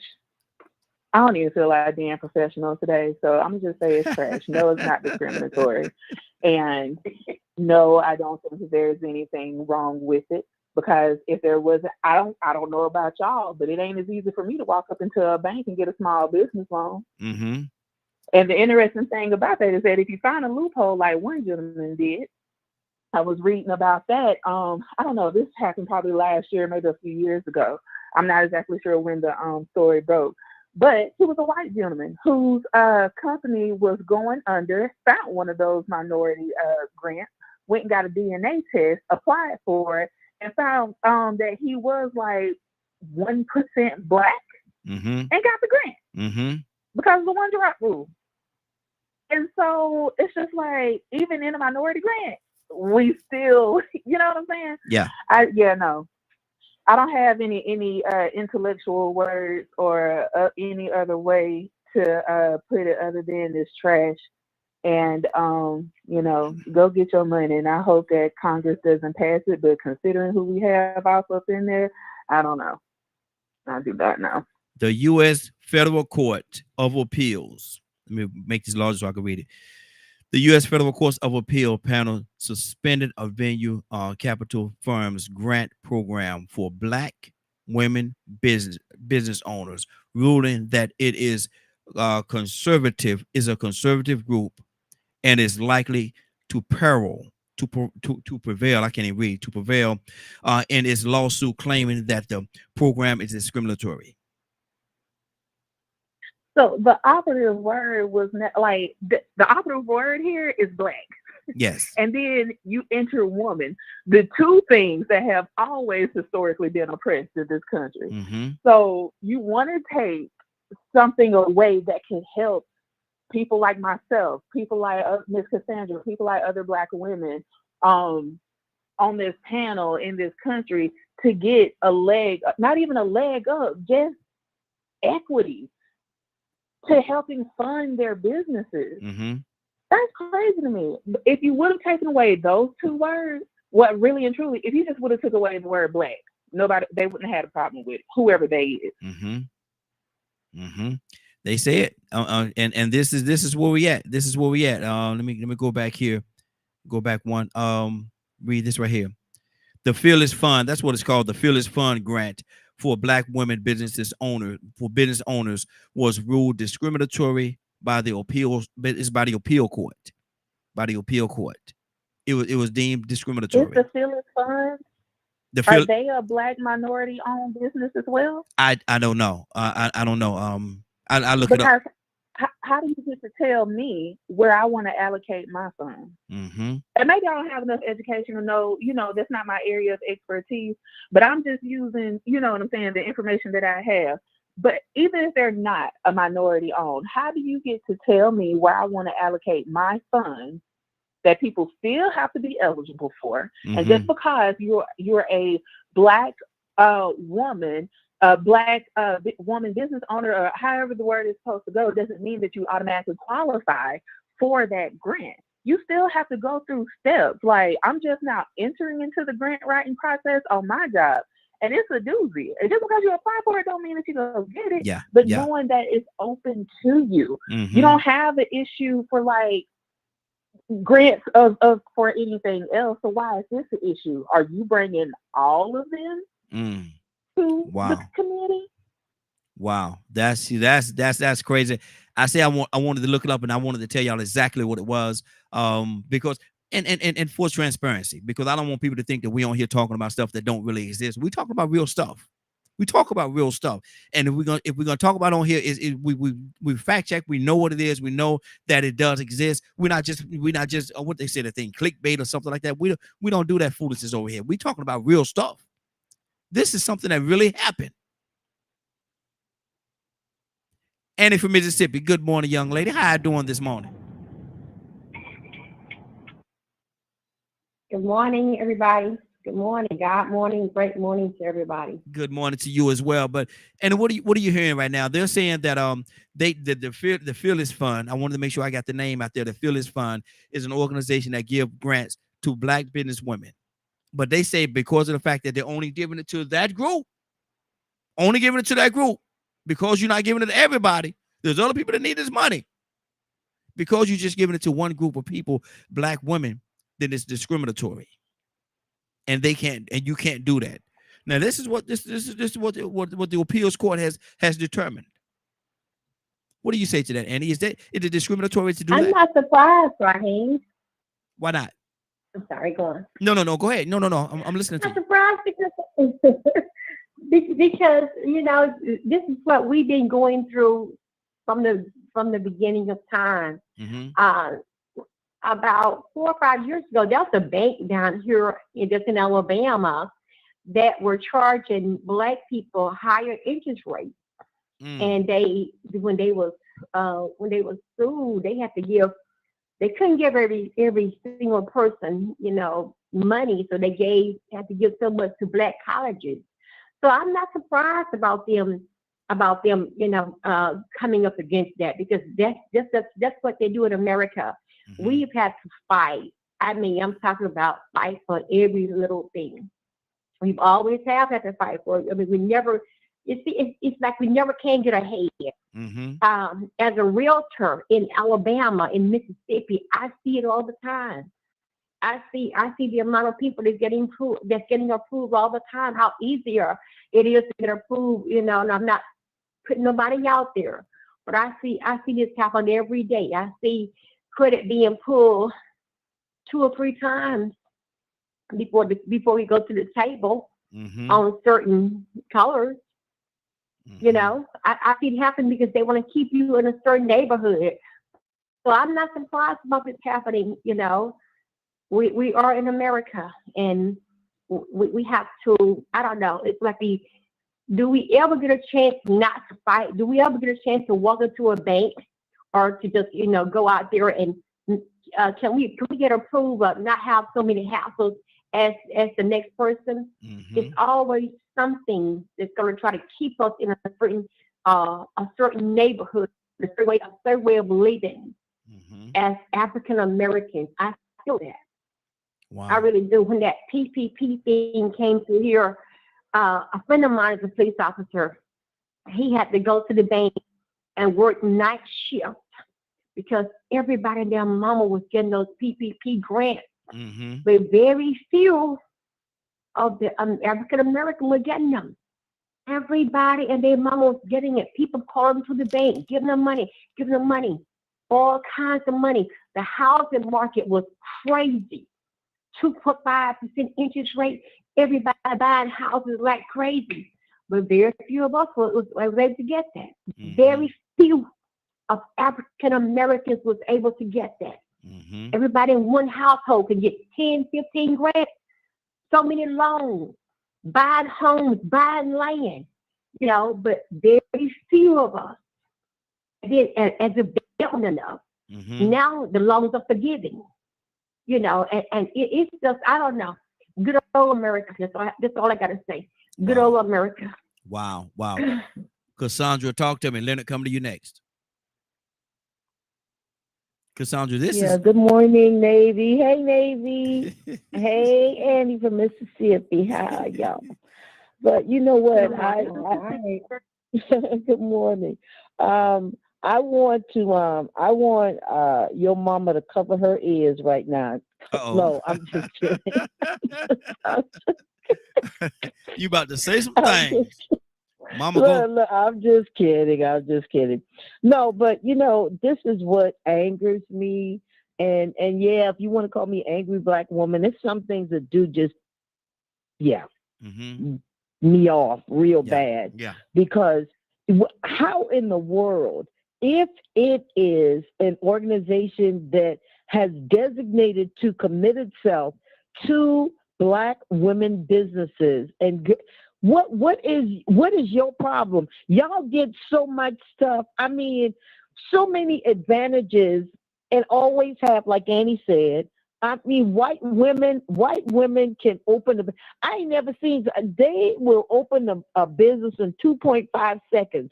It takes a Black woman almost 10, 15 years sometimes to try to get her business, to get a loan, to open up her boutique or whatever she's trying to do. Or her, man, as a nonprofit, I have spent my life trying to just make sure that people have opportunities, food, clothing, and I don't want their grant money because, like I said, you ain't gonna tell me who I can bless. If God tell me to help somebody, I'm gonna help them. If we got the funds, I'm gonna help them, whether it's with food, clothing, whatever they need, rental assistance, and man, okay. I can't because I get very angry. This is crazy.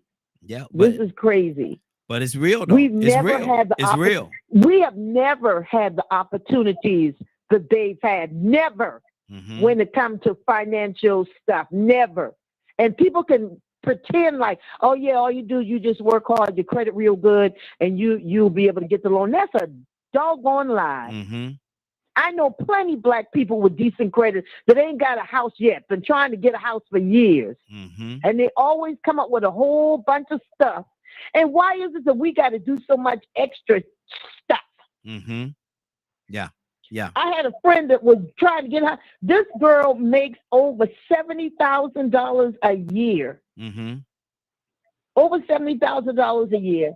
And was trying to get a house. They approved her for the house.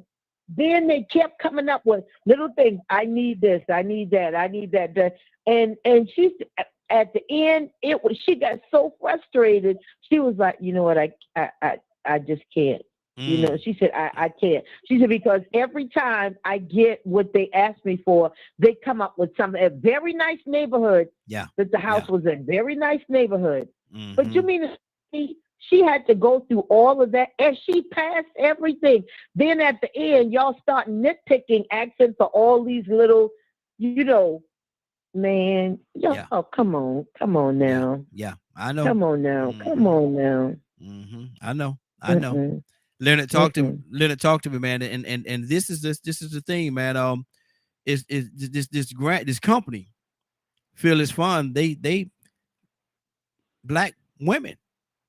They give grants to black women to get them on their feet and get them going and stuff like blah, blah. But it's being said, and the argument is it's discriminatory. It's discriminatory. Leonard, talk to me. But you got to understand, happy Juneteenth as well. It's a good time to be talking about these types of things. Mm-hmm. And lack of information and not finding out everything you need to know about what's going on around you, instead of thinking it's somebody else's responsibility to enlighten you on what's going on around here. Mm-hmm. People have been trying to tell you it's the vote and who controls the ability to make these rules. Mm-hmm. And some people completely go the opposite way. Oh, I ain't into politics. Mm-hmm. So what do you think we're talking about now? Yeah. Politics. Mm-hmm. And how it leads to your disenfranchisement. And why it's so important that you go and vote. Mm-hmm. And you stay visible and loud. Because given the right group of people, they have the power to challenge at the highest level of our government the notion that these black women deserve grants. Look at all the legacy grants. Watch this. Now, hold on. Now, what make you think these women deserve grants over everybody else? Everybody deserve a grant. Everybody want to do business. Why should we target them and give them the grants and not even give anybody else the opportunity to obtain these particular grants because they just happen not to be black? Because you deserve that and much more. It's called reparations. Mm-hmm. So you black people, stop saying you against reparations. Mm-hmm. You're owed that. It's not because people like you. You're owed that. Mm-hmm. That is why black communities fall behind as it relates to wealth. And we all know that. One, I'm not this big supporter of everything. Everybody should have the same thing. Mm-hmm. But you should at least have what you worked hard for. Yeah. Mm-hmm. You have to, what's going. Well, these are the same people that did away with that are trying to do away with affirmative action. Mm-hmm. If you get the right group of people making the rules that are like-minded, guess what they'll do? They'll get rid of affirmative action. Mm-hmm. This is the exact same parallel with why affirmative action had to be created. And not only that, all you other deaf and blind people, you women, you gays, everybody else. Mm-hmm. The same way, this is how you got in the door. From people recognizing the disenfranchisement. You can't sit around and just say, I'm not going to get involved. Mm-hmm. When everybody have the rich folk, very rich black people who tell you from where they came, and it not have been for that food assistance program, they'd have starved to death. Mm-hmm. They'd have been out on the street homeless, like a lot of the people that Miss Cassandra tells us about, and are trying to get some security, some housing security, whether it's owning, whether it's renting, co-oping, whatever it is. We have to learn how to think differently. We are Americans, but we came through a certain struggle. Poor people are coming from other countries who know how to survive with very little. Mm-hmm. That's good. That's good. Wow. And they'd rather build shacks over it. They come over here. Now they got their own place to stay. They got access to education. If you go to those communities, you'll see a mall dedicated to educating everybody that come over here. Mm. We'll teach you to speak English. We'll help you fill out papers. We'll help you do this. We'll help you do that. But you have to have a desire Mm-hmm. It's out there. But you have to have a desire. But what you got to stop doing is you got to stop confusing the black struggle with everybody else's struggle. We deserve reparations because what was done to our people, codified in law. Good deal. Stay right there, Leonard. Hold on. Let me keep this thing more. I want to go to let me go to Curtis. Curtis got something on his heart. Curtis, talk to me, brother. I don't understand why in the world you think that we got a whole section, a whole grant just for black women. Man, white women need it, Latino women need it, Indian women, everybody need grant. Why in the world we got a whole section and you think you have the audacity to just give it to black women? Come now. All right, white man, you finished? Yes, sir. Explain to me why. The reason why that is because the same people like yourself who are speaking on that gave land-based grants to white peasants that they did not have to pay back. You did not allow for black peasants or black folks in the given community to apply for those very same land-based grants. You know, one of the first, in my opinion, one of the first grant programs, and I knew exactly what Dr. King was talking about when he made that statement. Now, we can argue the specificities of facts, but we can't argue alternative facts because alternative facts are lies made to sound good, right? Mm-hmm. But understand something. What Dr. King was talking about, actually, I want to say Ridley Scott actually tried to tell us about it 30 years after King said it. Mm-hmm. There's a movie out there that's done with Nicole Kidman and Tom Cruise. This was before they was married, where Tom Cruise, a while back, man, in the West, in the Midwest, they allowed for a whole bunch of white peasants to come out west. And I forget what it's called. Leonard probably knows the name. And I know Rico know the name because I think I heard Rico mention it before. But they allowed for a whole bunch of white peasants to gather. Big open field. Well over 300, 400 acres of land. They gather. When the gun goes off, boom. You on your horse or in your carriage, you go as fast as you can to apply the land that you see you like. You jump off and you put a stake in the ground. That was yours. That was yours. Then somebody come through, they drew a map, put your name on it. You signed a deed and title on the land. It was yours. They gave it to you. Then what they did was they gave a certain amount of money to those very same people so that they could plant, so that they could buy livestock. Come on, man. Y'all stop with the foolishness. Every time something is labeled African-American for African-American people, there's a problem. But when it's labeled for everybody else, y'all ain't got nothing to say. Come on, huh? Raheem, you remember what they did with the with our Hispanic brothers down in South Carolina? You remember? Yeah. Pulliam was giving them what, $13,000? Mm-hmm.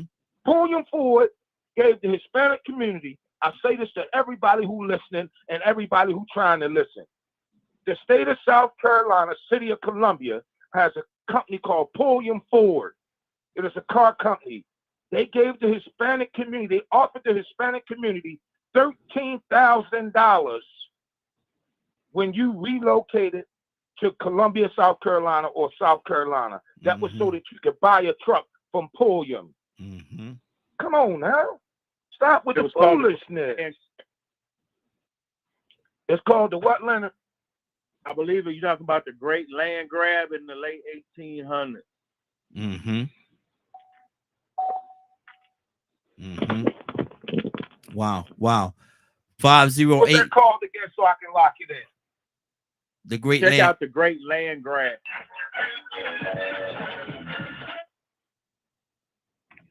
Somebody jamming over there. Somebody jamming. 508-924-3521. Raheem, I'm sorry, that was my phone trying to switch to my car. Oh, Because I was okay. still getting some gas. Okay, got you. What's the limit 508-9. that was called again, Raheem? The Great Land Grab. The Great Land Grab. Okay. Okay. 508-924-3521. 508-924-3521. Toya with a T. Good morning, young lady. How you doing this morning? Good morning. How y'all doing? Hey, doing good. Toya, we talking about something. This is where I win. So I want you to deal with this how you deal with it, okay? The Fearless Fund is an organization that give you might have heard of them, out of Atlanta here. The Fearless Fund is an organization that give grants to Black women business owners. Mm-hmm. Now, it's been got a little heat behind them. They got a little heat behind them right now because they say that the appeal court has said that that's discriminatory, that you cannot just give grants. Everybody need grants. How you gonna just give grants to Black women? Everybody need these grants, and this is discriminatory. It's a discriminatory practice to try to give grants just to Black women. Toyo, how do you see that? I mean, according to the law, that's true. Mm-hmm. You have to have something available for everyone. Mm-hmm. That's what all these rights and stuff was fought for. Mm-hmm. You know what I mean? You can't just do it for white folks. Got to do it for Black folks too. And if you're gonna do it for Black folks, got to do it for Asians. So yeah, no, that's all fair in love and war. You have to have something. It don't have to be the same thing. Mm-hmm. Do them like they do us and change the qualifications, and then make sure it take 100 years for them to figure out what them qualifications is. That's why they don't qualify. I'm just saying. Mm-hmm. You can do them the same way they do us. They have things available for us that we can't get because they ain't got no more. They got things for us that we can't get because somebody else already got it. We don't fit the qualifications. We don't this. We don't that. We don't this. We don't that. And we don't this. So we need to, do the same thing. That's what it's about when it comes to law. You cannot discriminate against sex, age, religion. You understand what I'm saying? Gender. You know what I'm saying? Mm-hmm. So, that's only fair. But at the end of the day, we have that for a reason. That's like being petty, like, because they allow us to offer certain grants and things to what we call minorities. You understand what I'm saying? Women, color, whatever. They have special things for us to be able to take advantage of.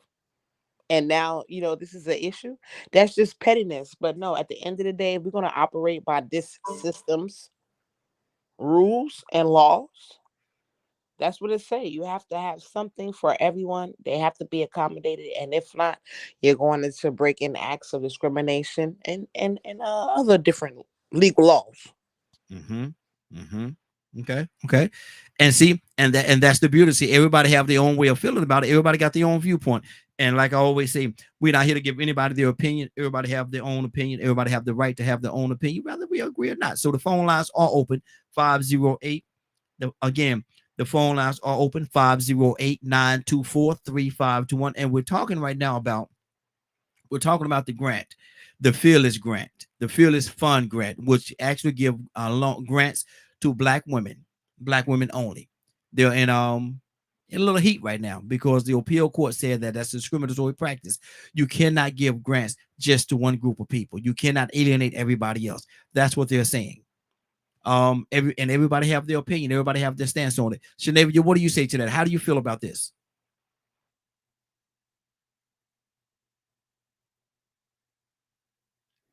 Shanavia? Or should I say Navy? Shanavia may have stepped away for a second. Let me go to Cassandra. Cassandra, what's on your heart?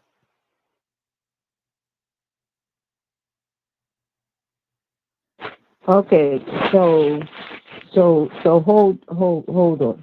I just wanted to read something real quick. Okay. Okay. It says the Fearless Fund invest in women of color-led businesses seeking pre-seed level or Series A financing. Our mission is to bridge the gap in venture capital funding for women of color founders building scalable, growth aggressive companies. Fearless Fund is built by women of color for women of color. What the heck don't you understand about that? The very mission statement speaks to exactly what they do and who they are. So how is it that you can, man, y'all better get out of here with that stupid stuff? Because that to me is like, okay, so obviously these are some ignorant folk we dealing with, because their mission statement says that they deal with and help women of color. It's in their mission statement. So how can you call it discriminatory if I have it in my mission statement? Are you stupid? Yeah, they stupid. Yeah, they stupid. I'm answering for it. Yeah, they stupid. That is ridiculous. That is ridiculous. I just wanted to go and just because I'm not familiar with them, and they're in Atlanta. Yes. But I'm not familiar with them. But that is absolutely ridiculous. When you can read, see, okay, that's when you know it's discriminatory right there. Them against us. That's where you get the them against us. Because how can you find that? I can't. Okay. Wow. I'm done. Toussaint, talk to me, brother.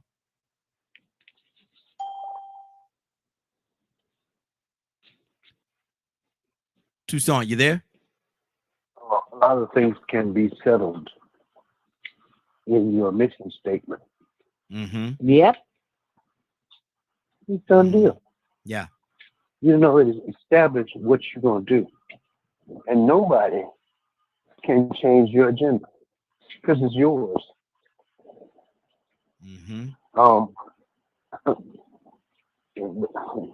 Get your mission statement. You fix it. And that's the argument is over there. Now they can talk, everybody's got a talking point. But these are people that have established something for a purpose. They have a purpose and a plan and an agenda that they have got together, and they say, this is what we're going to do. We're going to fix ourselves. Yes. We're going to help us. We're going to help these people. We've gotten together, us, and we're going, because you see, maybe us brothers need to get together instead of digging ditches for each other and everybody trying to lead and be somebody. Because a lot of women's groups support one another. Yeah. Especially they're building each other. And all we want to be is important. Maybe we should do the same thing. Because we're looking for somebody else to help us, and they'll never do it. I don't want none, but where's my mule and 40 acres? Yeah. Which I don't want, because you got to smell the mule and you got to plow the 40 acres. I don't do that. You ain't gonna do that. But the value, but the price of 40 acres and the price of a mule, that probably, it's not a mule no more. It's probably a good tractor. John Deere. That is able to plow 40 acres, not just no little small tractor. Don't be stupid. But they have gotten together and established what they're going to do. Corporations does it every day. You can't go to them and tell them, okay, you've done this and you're here to build up it don't look like it, but you building up your people, white folk. Let me say something else and I'm gonna shut up, because this is gonna really be ugly. When it comes to reparations. Yes.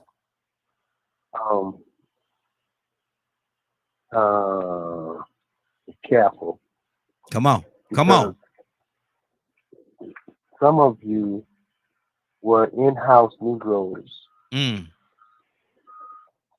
that don't necessarily deserve are not entitled to the same Mhm.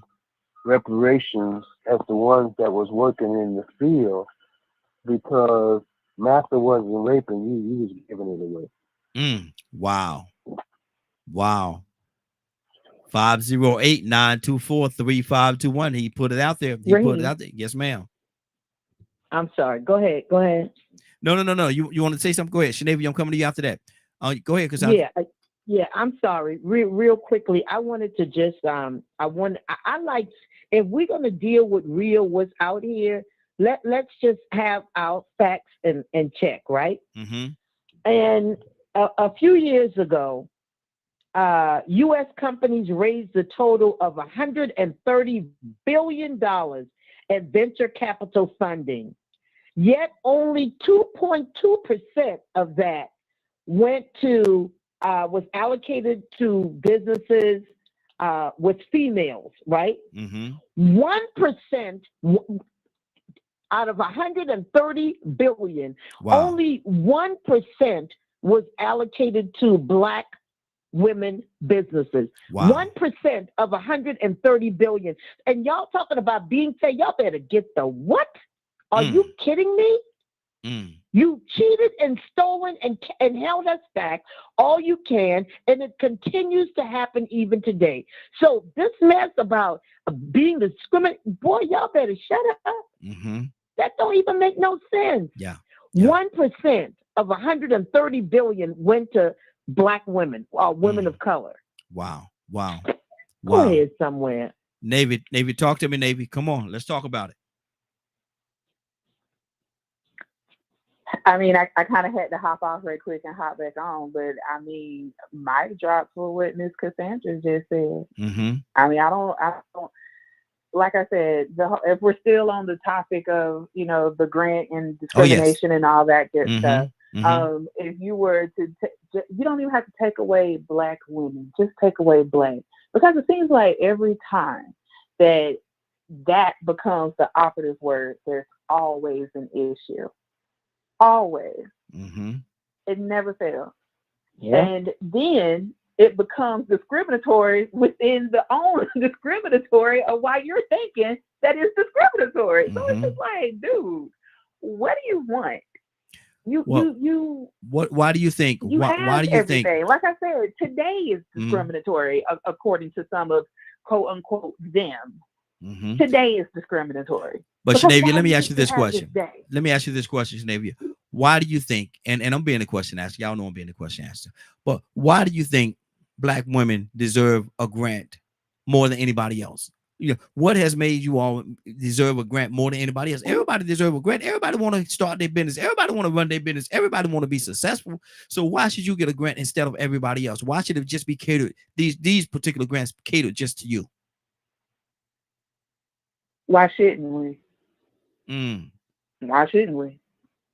Everybody else gets it. Everybody else does it.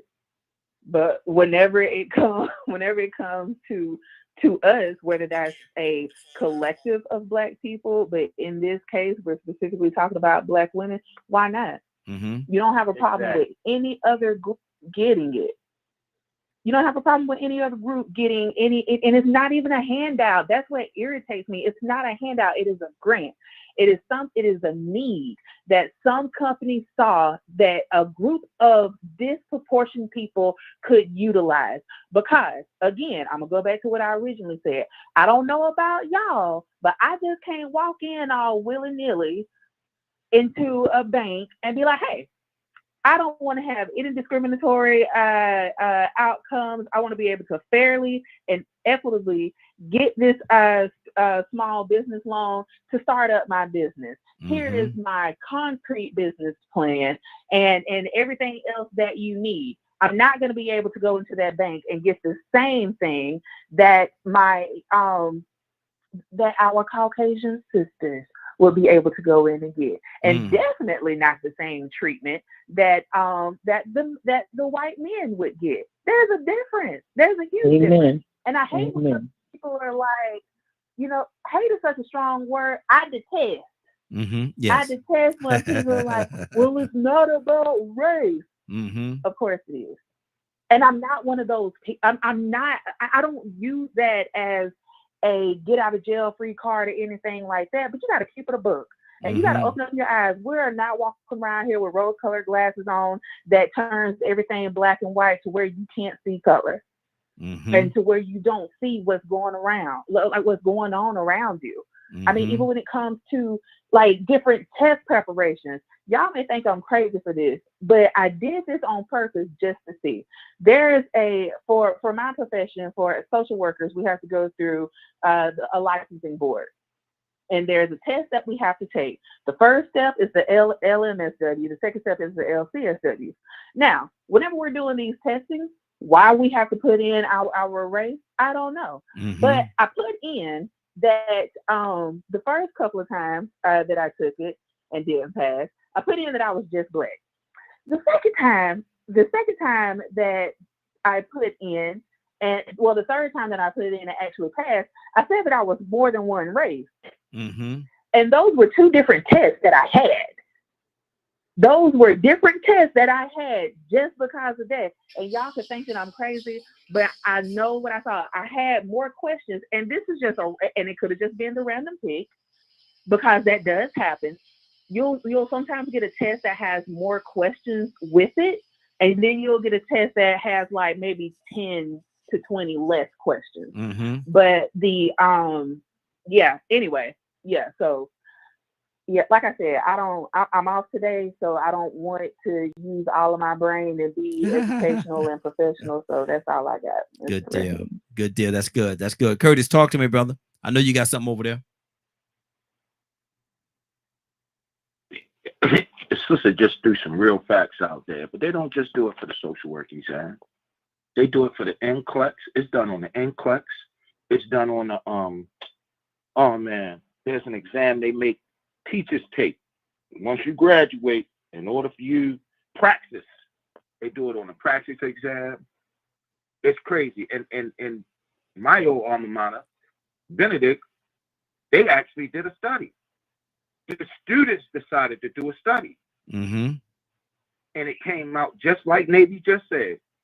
My cousin is a teacher down there in South Carolina. It came out just like Navy just said. The minute he switched his racial identity, all of a sudden he passed with flying colors. Wow. You got a whole department of kids that done went and took this test. And how is it that all these kids fail by one or two questions? How is that? Wow. So listen. But I also got to address something else. What that appeals court did is not legal. It is a misrepresentation of law. And why you say that? I'm gonna give you the psychology behind it, and I'm gonna give you the historical facts behind it. Every time in America's history that the African American community has figured out how to do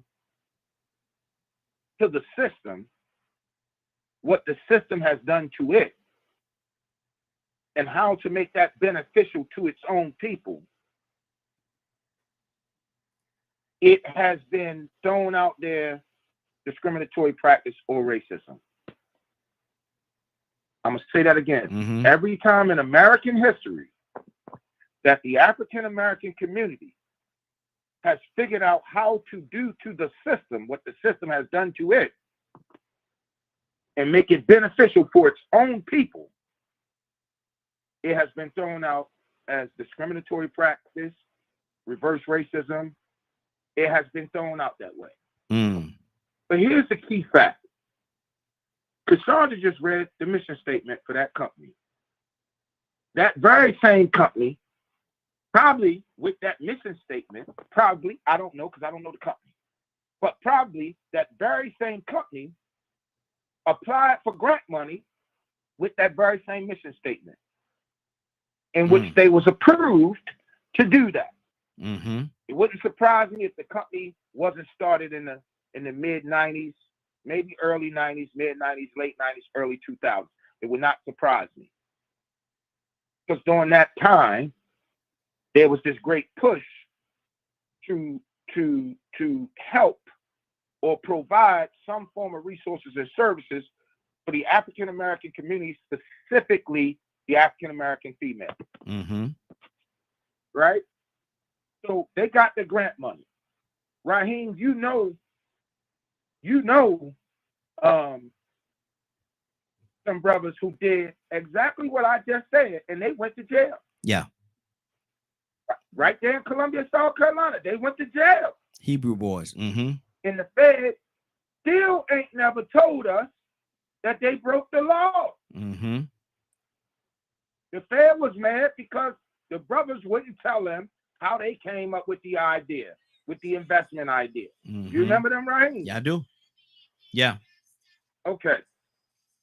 Now, if you look throughout the Cardinals of history, we can go from everybody thought Idlewild was a made-up town. It's not. Idlewild was a real town. Idlewild was destroyed. Mm-hmm. Rosewood was destroyed. Mm-hmm. Wrap it up for me, the curse. Tulsa Mm-hmm. was Mm-hmm. destroyed. Yeah. The Hughes brothers, I think their name was the Hughes brothers, South Carolina, was destroyed. Everybody who did something, who took the game that was laid out there and did something for their own people in terms of African Americans, were taken down. Mm-hmm. I'm going to land the plane right here. What happened was that appellate court did a serious and gross misinterpretation of the law. That's not law. Mm-hmm. Wow. That is not law. No kind of way, shape, form, or fashion. When you come out with a grant, you can make a grant graphic specific. Mm-hmm. Good deal. All you have to do is you have to be able to, please let me put this out here, Ryan, because somebody think about writing a grant. What you have to do is you have to put up the empirical data that states this is why this grant is needed. Once you put up that empirical data and that grant is approved, you do not have to justify why you're just giving it to cancer patients. Mm-hmm. If that's the case, if that's real and that's the law, then every grant that helps the St. Jude's Children's Centers, cancel those out. Every grant that helps any kind of business, you might as well cancel it out, because grants are always demographic or geographically specific. Yeah, good deal. Stay right there. Let me They're go never to wide open like that. Let me go. Leonard, what's on your heart, brother? Talk to me. Everybody is definitely giving you examples. That's why you can't sit around and claim that these things shouldn't exist because racism is over. It's not. You got to fix it. Mm-hmm. And you got to stop doing it first. Will we ever get there, Leonard? We have to take Truth of the matter. action Truth of the against matter, Leonard. Will we ever get there? Will we ever get there? Yeah, we can get there. Hmm? Yeah, I believe so. Mm-hmm. We've made huge leaps and bounds in doing it here recently, like within the last 30 years or so. So it's not going to get fixed overnight. Mm-hmm. You're still allowing people in seats of power that are against your best interest. Which we're and you have to understand when I'm saying that, that's the standstill. That's the final step. To admit that you're no longer the other and you are part of the plan. See, the othering process in critical race theory teaches you this concept of othering. Is as long as you believe that I'm something else other than you because of the color of my skin, you're going to have problems. Mm-hmm. Mm-hmm. Okay. As long as everybody else is less, you believe that they're less than you and they deserve less than you because of the color of your skin, you will forever have a problem. Mm-hmm. Wow. It's probably going to be better off when some people just leave the face of the earth. Wow. Wow. I'm going to throw something else. We're seeing it. Mm-hmm. Remember how people rejoiced of it when Strom Thurmond finally died? That's how long that man carried his hate. People were so happy to see him die. Wow. Wow. If he stayed in power the majority of his entire life with his same ideas. Mm-hmm. Mm-hmm. And Leonard, and let me just add this. And had a black baby with his Yes. with the maid, his family maid. Mm. And had all of that fighting he did against black people. He got a black woman pregnant, a black maid pregnant that worked for his family. Boy, y'all better shut up with these craziness.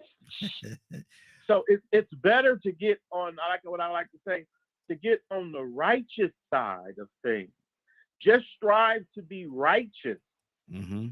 and you'll end up on the right side. But it's evident some of you are not. You're dedicated to hatred. Wow. You'll live and you'll die by it. The latter can't come fast enough for me. Mm. Wow. Anybody else have anything they want to say on this topic before we move on to the next one? Raheem, Yes. I like to just say one thing. Go You know, ahead. God. Go ahead, hit him You with know- the dirt. You know, when you ain't listening, God will show you. Hmm. If you ain't watching, God will make you feel it. Mm. What we're being posed with right now is we're hearing, we're seeing, and we're feeling. Everything that people like Dr. King, Malcolm X, Medgar Evers, Tim Wise, Right. what's the white lady name? Oh my God, I hate Jane, Dr. Oh my goodness, Elliott. Jane Elliott. Black. Yeah. Jane Elliott, the lady they took off at MSNBC who wrote the book What's Wrong, White People, and she was white, found out 60 years in that, hey, you know, your grandmama was a black woman. We're finding out God is making us hear it, see it, and feel it. You know, right? I'm going to throw something controversial out there. I could be wrong. I probably am wrong. You know why I believe COVID happened, Raheem? Why is that? You want me to honestly tell you from my spirit why I believe COVID happened? Tell me. Because God made all those folk give back the money that they stole Mm. and gave folks a break. Mm. I'm tired of you doing what you're doing to these peasants. They people too. Mm. Everybody running around here with their heads cut off, looking like chickens in the middle of a field with no head. All of a sudden, because guess what? Now you got to give back this money that you've been stealing from these people for years. Mm-hmm. If we're going to say we can't make things specific, then guess what? Why don't y'all give back all that money y'all got from the 1877, 1878, 1873, one of them, compromise. When you got paid, you got grant money because you no longer had slaves. Mm-hmm. Your family got paid for that. Wow. Man, this is laughable. Mm-hmm. It's laughable. And this is where our judiciary is now. A judge, irregardless to what we want to believe, irregardless to even our experiences, what is law is that a judge is supposed to be non-biased, without political opinion.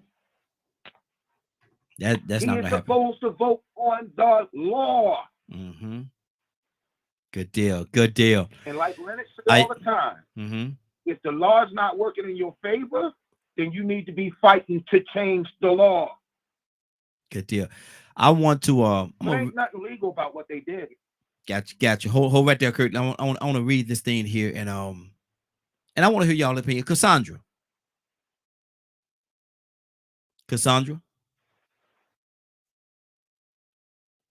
Cassandra, wake up and go to sleep. Yes. Okay. I'm going to read this right here. And I just pulled this off of Facebook. It just came to me. And I want to read it. This is Way Out Wednesday. We go all over the place. And I want you to tell me what you think about it. Okay. Ready? Mm-hmm. A mother has four kids, different fathers. Only one is active. His son wants a PS5 for Christmas. So he sends the money to the mother. The mother decides to evenly divide the money between her kids and not get the PS5 for the man's son. Is she wrong? Yes, she wrong. I mean, I mean, that to me, that's a simple answer. Because the kids can play with it together. But if this man specifically said he's doing his part, he is giving his child what the child has requested. I would never do that as a mother. Never. If their father sends something specifically for them, then it will be for them. Now, will I ask them to share? It's a PS, whatever. They can. That's a game. Yeah. You can take turns playing with it, and I hope that that would be a teachable moment. I hope that you will share with your brothers and sisters, your game, because you can't play it 24/7, all the time. But yes, I would definitely, the money would be used for what it was intended. If the father said to use it for getting the game for the child, it's no way I would take that money and split it up between. No, man, that's not right. Not to me now. That's just me, because y'all know I'm weird. So that's just me. That's just my opinion. But see, she got 4 kids. Now only one of the dads is active. I don't care. The other kids need stuff too. Care. The other kids need something too. If he said it's for his child, then the other ones need to step up and do something or act like they got some sense. I would not deny that child what his father wanted for him because of no. That is not his responsibility to take care of my other children. But that's not his responsibility. But if she had other kids when they got together, I don't care, Raheem. Make their daddies go to court and make their daddies pay or whatever. I know you. Why would you do that? That's not fair to the father who is trying to be a good father to his child. Ain't nobody told you to have all them babies by different men. That's on you. You figure it out. But the child should not suffer, and the father should not be denied his child getting what he wanted him to have. So how should he do? How should he moving forward? How should he move? Because he knows what she's going to do. Should he go out there and buy the PS? If it's something that he knows the child wants, he can get it and send it directly to the child. And if she sells it away, I don't even want to, because some things just don't make common sense. So my thing is, if my child specifically has requested something and I want to get it for them, I will purchase it. If I live in another state, I will send it to them. Or if I'm in state, when I got my child, I will take them to get it. He's not responsible for them other dang gone children. That's on her. I'm sorry. But you had them. Figure it out. But Cassandra, she's trying to do the well-being for all her kids. You gonna make me say a cuss word, and your mama on the line. Remember your mama on the line. You gonna make me say a cuss word, because I was a single mom with 2 children. I would never do that. Never. And any decent mother would never take away that money and do something else with it that the father did not request. The child asked for it. Come on now. I'm done. Go ahead. Go on past me. Shoot. Go ahead. K with an E. Good morning, young lady. How you doing this morning? Shanavia, you know I'm coming to you next. Ladies, yeah, I'm coming to y'all first on this one. K with an E.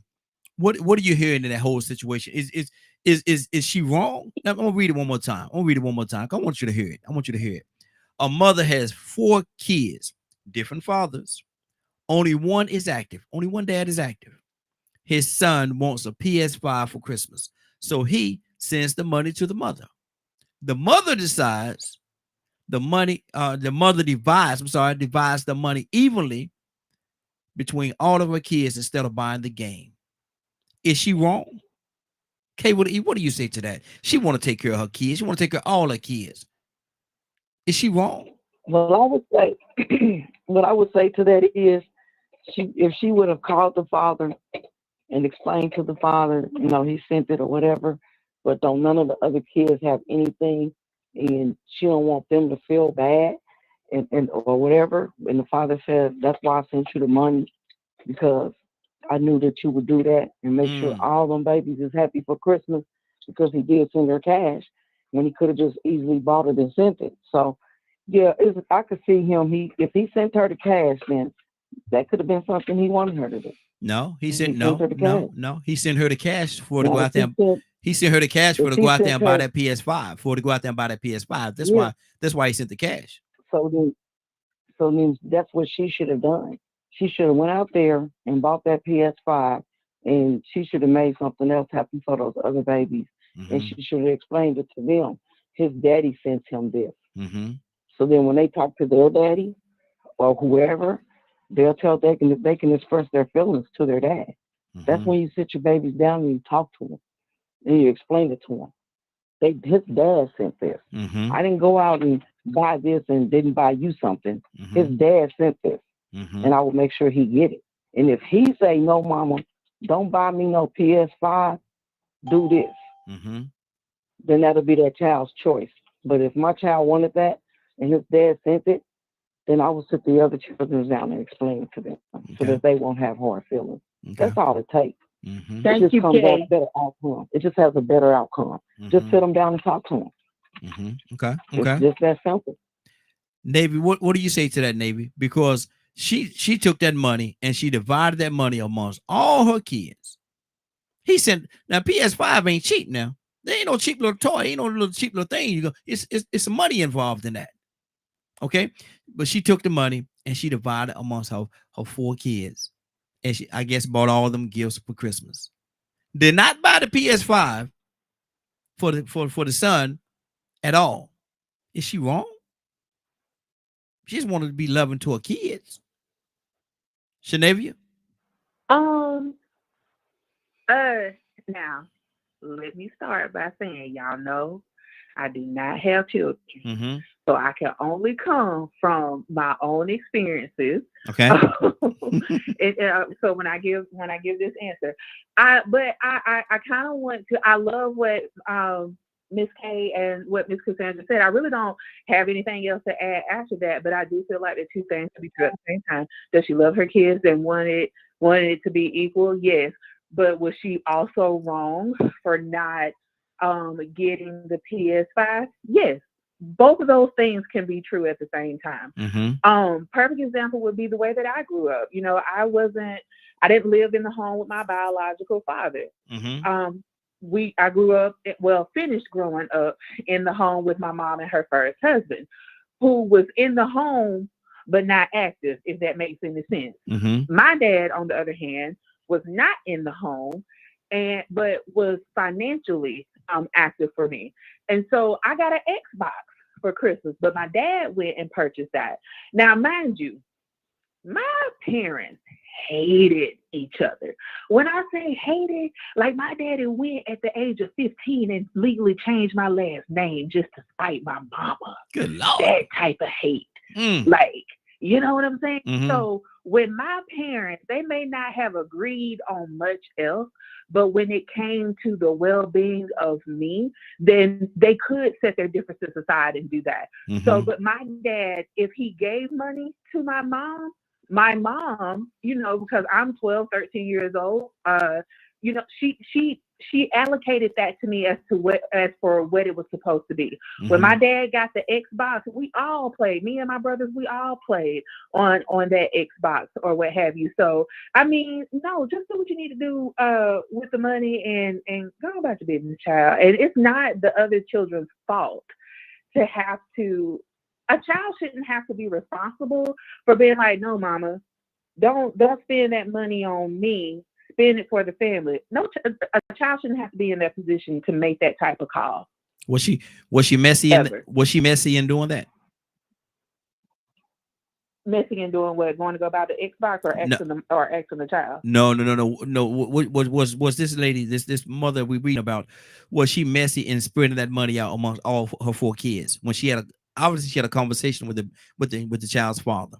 Obviously, the child asked what is Jimmy or Jane, what do they want for Christmas? And the answer was an Xbox. So all the intent and purposes was he sent the money to her. Go out there. Maybe I'm working or whatever the case. But I'm gonna send you this money. Go out there, get him the PS5. Go out there, get him the PS5, and make sure he get that. And she agreed, received the money, but took the money and dispersed it out among all her kids, so all the kids can have a gift. Now, was she being deceptive? Was she being messy in doing that, or was she just looking out for the well-being of her children? Again, two things could be true at the same time. I mean, I don't think that she intently went in being like messy. I mean, I don't know. I honestly don't know. I mean, like I wasn't there to hear the conversation. I mean, I can only go off of the context that you're giving me, but I mean, I would like to err on the side of, yeah, he gave me this money, but my other kids don't have anything.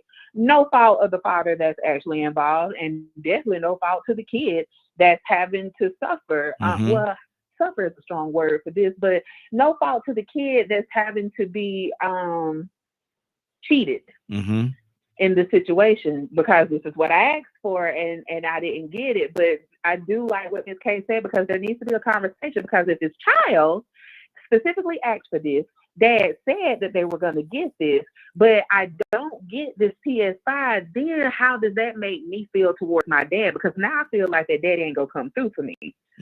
So, I don't know. It just keeps getting messier the more that I talk. I don't know, Mr. Raheen. I don't want to think. See, my thing is this right here, though. And Lynn, I'm going to come to you, but my thing is this right here.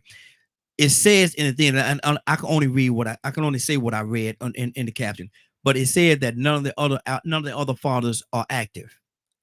Could it be because she do stuff like this? Could one of the reasons why they're not active, huh? Say it again. Yeah, I mean, yes, sir, it could be, but I mean, also just go buy it. Don't give her the money. You know, if you know that she has a history of doing stuff like this, whenever you give her money, there's still no excuse to not be in your child's life financially, in your life, in your kid's life, period. But it's also like, okay, lady, if I know that this is how you get down, then let me go buy what my kids need, so that would, and take away the tags and take away the receipts, because we will go and we'll return that stuff too to still get the money. So just go buy the stuff. I don't think we have to make it as complicated as we do. If people would just communicate, folks don't want to communicate. But there was communication. I mean, you talk about, well, because they communicated to the point. Now, Shanavia. Well, y'all didn't care nothing about that when you was laying down together. That's true, but Shanavia, but Shanavia, you got to understand this. They communicated. They communicated up to the point where, you know, it had to be good active communication, because they communicated to the point where he sent the money. You know, they talked about that much. Now she talked well enough to get that money. She didn't talk. She wasn't deceptive in or have any feeling any kind of way about sending that money. She was real conversationalist. Boy, I'm using words today on Way Out Wednesday. But she was real good with the conversation in regards to getting that money. He sent the money. So there was communication there. It wasn't a lack of communication, because she's talked well enough for him to send that money. But communication and comprehension are two different things. Oh, so Lord. We can communicate all day long. Comprehension is something different. I just feel like just go by. I don't think this dude is wrong. I mean, he stepped up. He did what he was supposed to do. And I mean, it's such a sticky situation. Like, yes, she wanted all of her kids, but you need the same conversation that you had with him. You need to go have with, you said 3. She got 4 kids. Yeah, she got 4 kids, and different, all different dads. You need to go have those. You need to go have those conversations with those other people. And if you have a history of this, and that's why the other 3 dads won't deal with you, then dads go buy the stuff. I don't know. I feel like Mr. Leonard's gonna eat me up, so I'm gonna just shut up, because I feel like I don't know. I honestly don't know. That's just my opinion on the outlook and how my parents did stuff whenever, you know. Wow. Yeah. Leonard, Toussaint coming to you next. I can't wait to hear what Toussaint got to say on this one too. A mother has 4 kids, different fathers. only one is active. His son wants a PS5 for Christmas, so he sends the money to the mother. The mother divides the money evenly between her kids instead of getting the game. Is she wrong, Leonard? I just enjoyed Miss Navy or so. Mm-hmm. And boy, some of y'all need to read some of these letters Paul wrote, church folk, and how they living. Mm-hmm. Now you got to deal with what you made. You know who you slept with. A real man take care of everybody in the house. Mm. You gonna search yourself as a real man or what? I don't agree with that, Leonard. Lots of different ways you can look at this situation. Mm-hmm. Why you send her the money? You don't spend enough time with your child to know that this is not in his or her best interest. Mm-hmm. Because he could play with that PlayStation when he come to stay with you every week. Oh, my fault. My fault.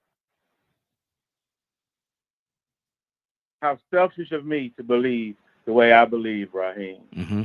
No, it's your right to feel the way you feel. Like I said, I don't agree with that part. Right. Mm-hmm. However, you bring yourself into these situations because you ain't obedient to nothing, no way. Mm-hmm. Now look at what you don't found yourself in a situation that no man really should have to be in. You didn't even have to be in it yourself. Right or wrong, we throw that out the window. You ain't made it right, so don't expect it to be. So you're going to have to make some uncomfortable, unpopular decisions. I always tell men, if you really want to show your child how much you care, be in their life. Mm-hmm. Be in their life.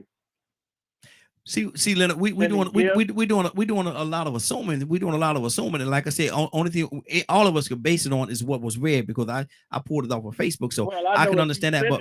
But my thing is, you ain't in the household. But my thing is right here. We're just assuming. We're assuming that he's not though. We don't know whether he's in the household or not. We don't know whether he spent because it says in that caption that I read that only one was active. Now we got to understand, what does that active mean? Does it mean just sending money, supporting? Does it mean being with the child? Does it mean being in that child's life? It says only one is active. So we have to dig into that active part and find out what that means, and then we can make our assessment as to whether he's in that child's life or not. To find out what everything means, but I bet you we know one thing: mm-hmm. he ain't the head of the household. Amen. Mm-hmm. See, I bet you we know that. Wow, y'all trying to turn this thing to make the man wrong because he did what he's supposed to do for his child. Y'all trying to make him into the bad guy. Who's making them wrong? No, I'm just saying. I'm listening to Leonard. I'm listening to Leonard. Cassandra, certainly not you, because you got on this woman. Cassandra, not you. You got on this woman. I say get on both of them. I say get on both of them. Right, hey, Raheem. Yes. That's because a real man believes in taking responsibility for a situation. For his child. He doesn't leave that task to women that way. But you also said, Leonard, that a real man would take care of everybody in the household. No. So basically, yeah. So basically, you want this man to go and take care of all them kids that's not his. I'm not saying not you can't help out. I'm not saying that at all. Don't take that away from what I'm saying. I'm not saying that. But what I'm saying is it his responsibility to take care of John, Barry, and Tim's baby? No, he has his child right there. Well, it's not his responsibility to take. Child? Say it again. Where's his child at? His child is the very one that he spoke to the mother about. Found out what the child wanted for Christmas, and he sent the money. He's doing, and it said, and the thing here it says active. He said active, and so we're assuming that he's not active in a child's life. But the thing did say in the description, it said that he's the only one that's active. What does that active mean? We can't assume that he's not spending time with his child. We can't do that. We can't do that. A lot of times, I don't like when men look for a woman's excuse for thinking. Mm-hmm. Okay. That means something. To make excuses. What excuse? What excuse is being made? Am I making an excuse for him? No. What to excuse? Act like you done something worthy enough to dictate somebody else's household. Linda, you losing me on this one, brother. I don't understand what you mean on that. My thing is, you losing me on that one. You could have Well, can't you get the game at your house, the room that you got set up for your child? When your child come over there, he can play the game over there. But see, but maybe he don't want to limit the amount of time that the child have with his Christmas gift. Maybe he don't want. Maybe he don't want to limit the time that the child have with his Christmas gift. It's his child's toy, so he making sure that it's over there now. When the child come over to the house, that yes, the child could bring it with him and he could play it at my house as well. But I'm not gonna just have it at my house and then he at home on the PlayStation and he can't play it because it's at my house. I'm not gonna do him like that. I'm not gonna do my child like that. Real king, you real king. Mm-hmm. Okay, is how much you care about them by doing something for them, and that's exactly what he did with no woman. And that's exactly what he did. He had a conversation with the mother. He had a conversation with the mother to find out what his child wanted for Christmas, and I think he stepped up, just like Kay said. He stepped up and did what he was supposed to do. I'm not gonna sit here. I'm not gonna say. I'm not gonna make him wrong. You wanted to judge what he did. Who? Well, you asked me if he was right or wrong? No. I asked, was she right or wrong? Now, I ain't said nothing about him. I said, was she right or wrong in how she spread that money out? Wrong. Lord Jesus. Let me go to Tucson, Leonard. Y'all wrong. Lord Jesus. Tucson, what do you... Lord Jesus. All right, Leonard, that's the way you feel, brother. Hey, I ain't here to get nobody their opinion. I don't have to agree, and I'm voicing my opinion as well, but I don't agree with that, man. Tucson, what do you say? What do you hear in this whole situation?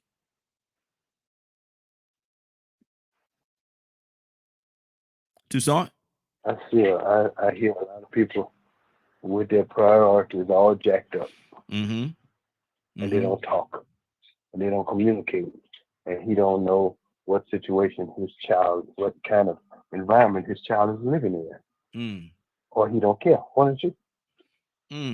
Because if all of them don't have a PlayStation, he shouldn't be able to afford one. I'm just saying that. Wait a minute now. Hold on. Say the last part. If all of them have I said if all of them can't, I don't know what I said. But I know that if they can't, the rest of the children can't afford a PlayStation, he shouldn't have one because that's his brothers and sisters. What, you want to cause division in the house? Come on, right? Come on, Mr. Tucson. Come on. I don't, y'all. Woo. You got to look, Raheem. Wow. You got to know whether it's the rest of the children are yours or not. Your child is staying there, living with his brothers and sisters. Mm-hmm. So you have to help him be raised in that household and stop trying to be a dictator. How's he been a dictator? Trying to manipulate the situation, causing jealousy between the siblings. How do you know though? We're doing a lot of assuming. How do we know it's called? How do we know that? How do we know that to be fact? I don't know them people, Raheem. I don't know them people. Why you brought them people situation in my life? I ain't got nothing to do with it. I ain't got nothing to do. I'm just saying, based on what I'm looking at is, first of all, if you involved. You are engaged in the child, or you engaged with the woman? No. He's the only one involved, or he's the only one. What are you doing? What is he doing? What is he doing with just his child? Yeah. And that's selfish. How? That's not right. What? You know, and like I say, so basically, if hold on, let me ask you this question. Let me be the question answer for a second. So if she got 9 kids, and 10 counting his child, you saying he's supposed to be responsible for all 10 kids? And ain't none of the other none of the other 9 fathers are active, because it said in the thing, and like I said, it said that he's the only one. It said that he is the only one that's active. So she got 10 kids, counting his child. He's supposed to be responsible for all 10 of them. You said 4, 9, 10. No, I'm just giving you a scenario. I'm asking you a question. No, I know you giving me to me. No, my thing is. I know it. No. So now, Raheem, yes. You don't need a PlayStation at all, because this one got 10 children. You don't need that. Oh, come on. No, see, my man, y'all, man. So now he can't. Now his child want a PlayStation. So now his child got to be penalized, punished because of the fact that she got all the other kids, and he can't get his child what his child want because she got all the other kids. So now we're gonna punish his child because she got all the other kids. Yes. Right. Yes. He needs to get him a PlayStation at his house. Wow. And keep it there. Come on, Jukeside. When his child comes visit him, he can play with the PlayStation. But do not put that PlayStation in the house with 9 children because she needs that for something else. Let the church say Come on amen. now, stop it. I don't agree with that. I don't agree with that at Stop all. it. I don't agree with that at all. You know, everybody got their own feeling. I'm not here to give anybody their opinion. A woman, I don't agree with that. Yes, I don't agree. You asked me for my right. Exactly. Right? Exactly. That's your opinion. I'm not here to give it to you. I'm receiving what you say. Wait. Huh? Well, let me finish. Let me finish. Go ahead. Let me finish. Mhm. A woman that has 9 kids, 4 kids, that has different baby daddies that are not engaged, does not have to work. Her last priority is a PlayStation. She's trying to get food. They don't need no PlayStation in their household. They need to eat. They need to educate. She needs to do what's necessary because she's probably working 2, 3 jobs plus what the father that's engaged is giving. I'm not telling you something that I'm just guessing about, right? I understand. And like I say, She's probably getting support. She's probably getting support from her daddy if he engaged. Okay. All that's She's probably getting support from her parents. All that's good, but my thing is, So I think. Hold on for a second. I think she was very deceptive in the way that she handled that situation because, if she wanted to do that, she should have told that man, look here, you send this money, I'm not gonna buy the PlayStation. Yeah, I'm gonna do this. Communicate. Because first of all, she just said we don't need no PlayStation in this house. She didn't say that. We need food. She didn't say that. She took that money. She took that money and she divided amongst them 4 kids, like it says. And I'm not gonna trying to add anything. I'm not gonna take anything. I'm gonna read what's on there. And it said that she took that money. She deceived him. He sent the money. He sent the money. She took the money and divided within the 4 kids that she have in her household. And the PlayStation was nothing in the equation. Nothing. That's crazy. That's crazy. Captain, that's crazy. That's crazy. To me. Merry Christmas. All of them got something for Christmas. Bless her heart. Wow. That's again, that's crazy to me. I don't agree with that at all. Bishop, good morning, sir. How you doing this morning? Man, I'm wonderfully blessed. Good morning. Good morning to everybody. Hey, you been listening in? Yeah, I've been listening. I heard the question, and when you said the child, this man's child, asked for a PlayStation. Mother presented it to the father. He gets his child a PlayStation. Yes. Instead of the mother taking the money and buying the PlayStation, she decided she would divide the money among the 4 siblings. Yes. Where with 3 of them are not here. Yes.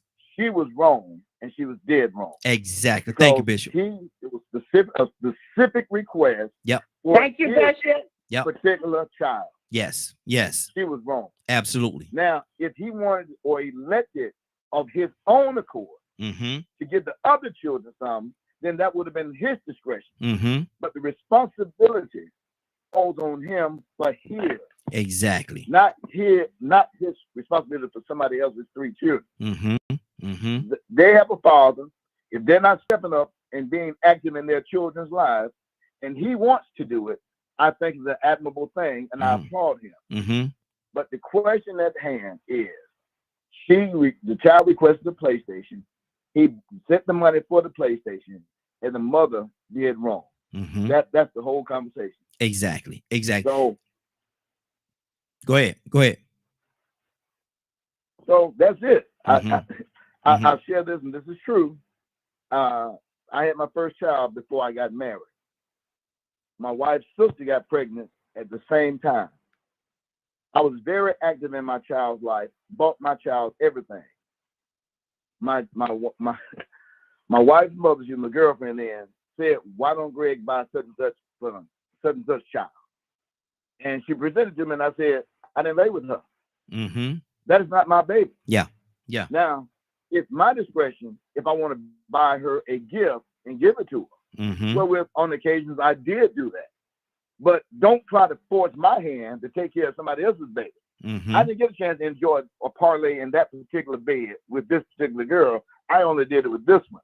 I heard you say enjoy now. So I heard you say enjoy, my Bishop. responsibility. I heard you say enjoy. But out of a kind heart and good gesture, I would Mhm. do nice things. Yeah, But exactly. the question at hand, and I was listening, you repeated it over and over again. This man's child by this woman who have 4 children, Mhm. all different fathers. Mm-hmm. His particular child wanted a gift. He wanted a PlayStation. And instead of her doing the right thing, not even convey to him, well, would you have a problem if I shared the money with other children? Exactly. Yep. She didn't do that, or it's not Mhm. reported that she did. Mm-hmm. She took it upon herself to disregard her child, this man. She chose to disregard the responsibility that he decided to take upon by buying his own child. That's the question, right? Mm-hmm. Yes. Yes. Absolutely. So she was Absolutely. wrong and dead wrong. Mm-hmm. That's good. That's good. Curtis, talk to me, brother. What do you hear in this situation?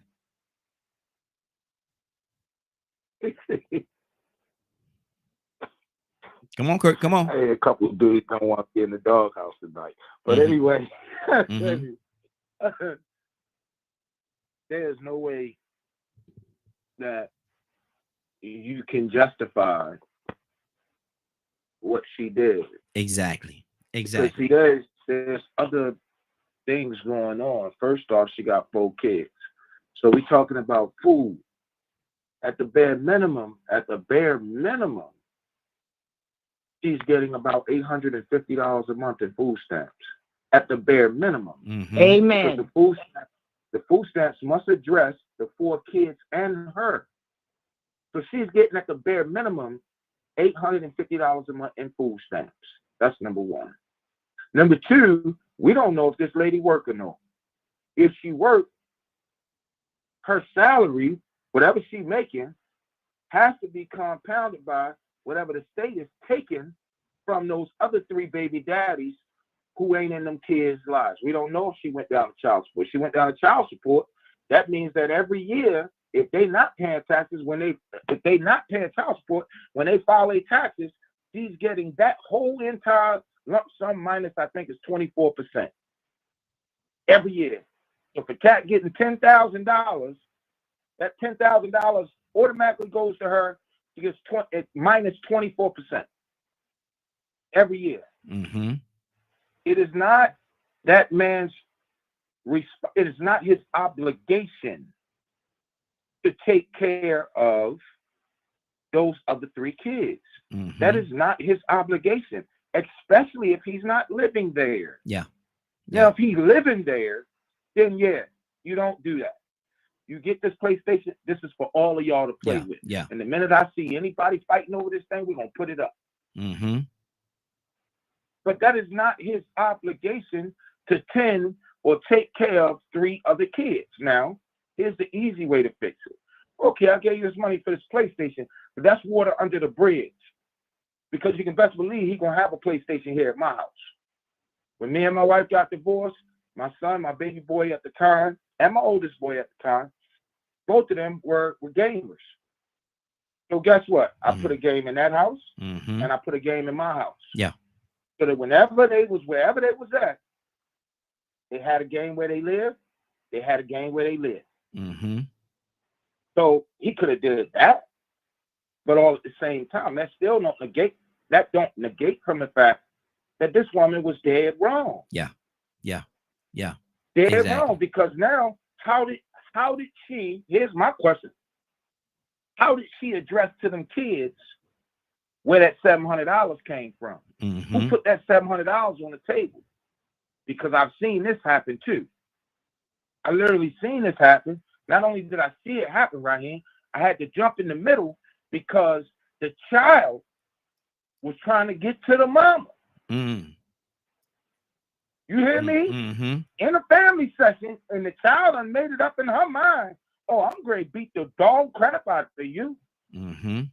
The mama had been telling the child for years that her father, that her daddy now, wasn't giving her no child support, wasn't sending her nothing to take care of her. Bop, bop, bop, bop, bop, bop, bop. The child wound up in the system. Now we got to have a family session. The daddy agrees to come. Mm-hmm. So the mama is railing all this, and the kid is feeling a certain type of way against their father. And when we get to the bottom, and I say, well, sweetheart, I said, I think it's time that we really dive into your inner feelings about your father. And I think it's time for him to hear it. Mm-hmm. So that he can have a greater understanding of why you feel the way that you feel. Man, that girl start going into, you ain't did this, you ain't did that, you ain't did this, you ain't did that, you wasn't never there for me, you never sent me no money, I've been blah, blah, blah, blah, blah. And guess what the daddy did right here? Probably show receipts. Man, he went in his book bag, he pulled out receipts. Mm-hmm. Bam, bam, bam, bam. The girl, her whole face done changed, she tried to jump over the table. Come to find out her mama been getting a child support check every time the man got paid. The man was sending half his income tax money to the mama. Everything, the food, the clothes that she was wearing for school, he bought. All her dues, everything was being paid by this man. But the mama, what he was doing was he was, paying straight to her. Yeah, yeah. All right, that's for this, that's for that, that's for this, that's for that. But the mama was making it seem like, there's no disrespect to the women, because it ain't all of y'all. But the mama was making it seem like to the daughter that the daddy wasn't doing nothing, and she was paying everything. Wow, wow. Is that right? No, not at all. Cassandra, talk to me. No, that's not, brother. Did you call me? Yes, ma'am. I don't have anything to add. Mm-hmm. Wow. I just don't. Okay. Yeah.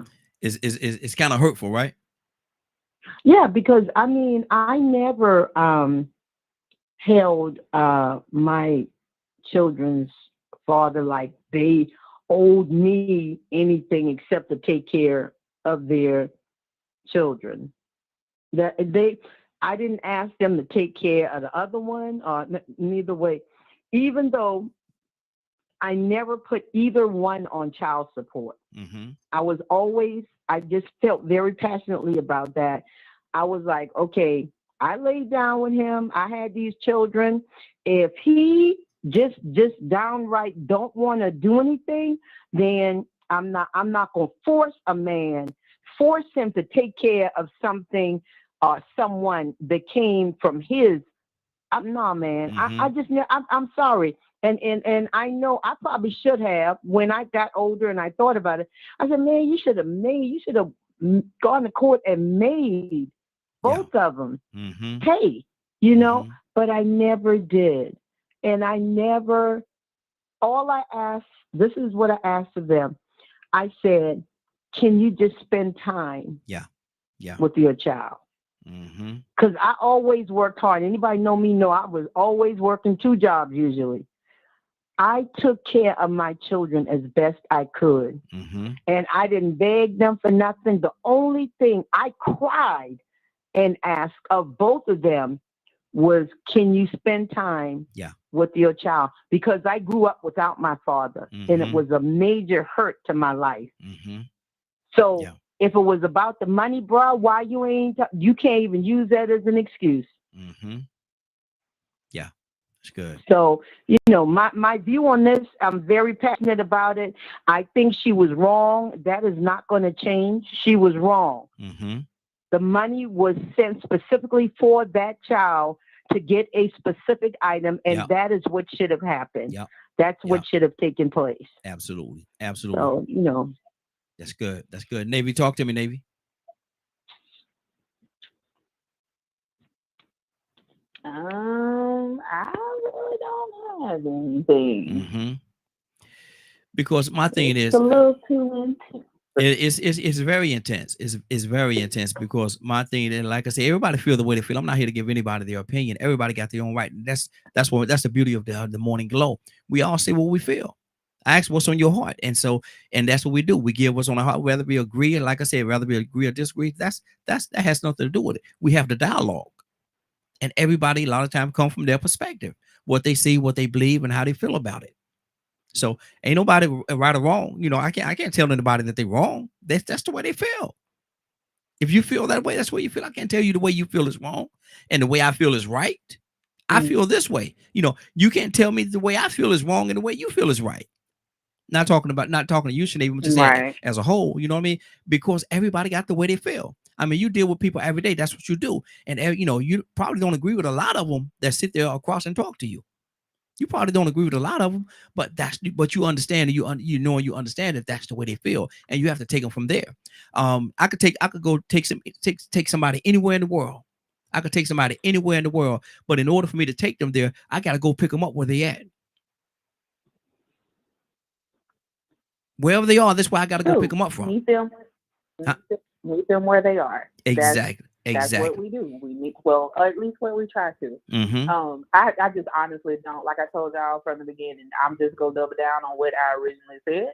I don't have any children, so this is a completely different perspective. However, I have been a child in that position. Mm-hmm. And, I very much, like, I was pleasantly surprised with Mr. Leonard and Mr. Toussaint, like that I was like, come on, because I like the take and the perspective that they had on it as well. Like, I mean, like I said, two things can be true at the same time. Did she misappropriate the funds? Absolutely. Mm-hmm. But did she also do what she felt like was best in her position? Yes, she did.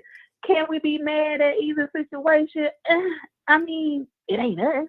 Mm-hmm. So we really can't be, but everybody has their opinion as to where it goes. And, like I said, other than what I just said, I don't have another opinion just because, I don't have a dog in that fight. And like I said, I'm off today and I just don't want to think that.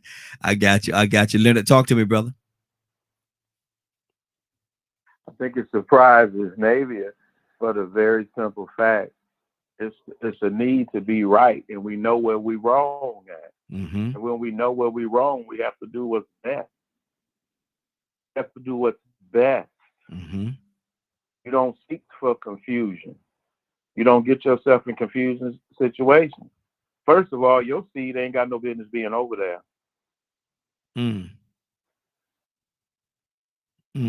Life happens, brother. That's why you ain't supposed to do certain things. Mm-hmm. Now that's fact. Because it brings about this type of strife.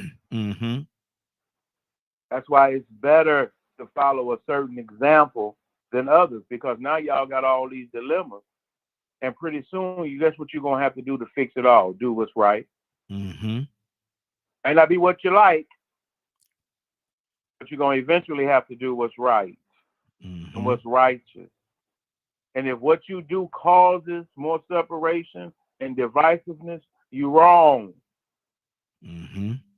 You're sitting over here. You ain't been there no longer but to dip your thing in her thing. But you gonna run her house? Lord Jesus. Everything that comes into that house is subject to her because she's the head of household, not you. Mm-hmm. That you wanted to be making them decisions. You should have claimed the land and the ground that you planted your seed in. Now you over there making rules on somebody else's farm. Come on now. You're not going to do that. You got to work with her because you laid with her and put your seed in that situation. Isn't that what he was doing when they had the conversation about the PlayStation? I mean, she was very deceptive in her approach to it, because they did have the conversation. He did go to her. They did have the conversation about what was going to happen. That's true. But my thing is, you said that communicate, have the conversation. They are her children. They are her children, but they had a conversation.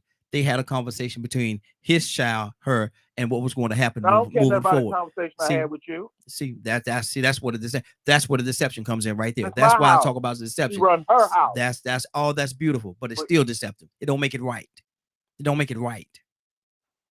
It don't make it Well, right. I mean, it don't make it right to you because you're not her. Has nothing to do with me being her. I'm just saying it does not make it right. You know, they Yes, had the yes, it conversation. does. They had the Because they're conversation. all Leonard, her children. you know we're not gonna agree on this. You know we're not, right? But my thing is this. My thing, yes, and yes, they are her children, but at the same time, if I have the conversation with you and we come to an agreement, don't just wait till you get my money in your hand and all of a sudden down the agreement, we didn't even talk about it. What you mean we didn't talk about it? What do you mean? What do you mean? You worry about when you got that money between her legs. See, that's a whole different conversation. That's a whole different conversation. You know, if we want to talk on that line, I we bet can talk you on was that line getting too. all you could get then. And so was she. And so was she. See, so was she, right? and so was Right she. here. Come on, don't play with me like that. You So just was she. said the end all the be all. Yeah. And so was she. she. Exactly. See, we can't point this thing one way, man. We can't point this thing one way and make it seem like, you know, you when you was over there laying with her, well, she was laying with him too. You know, we can't. Sound You know, like the same folks that want to regulate who can have an abortion or not. if that's the way you want to take it, that's fine. But I don't see it that way. My thing is this right here. You say that you weren't doing that when you were laying down with her. Okay, well, she was laying down with him too.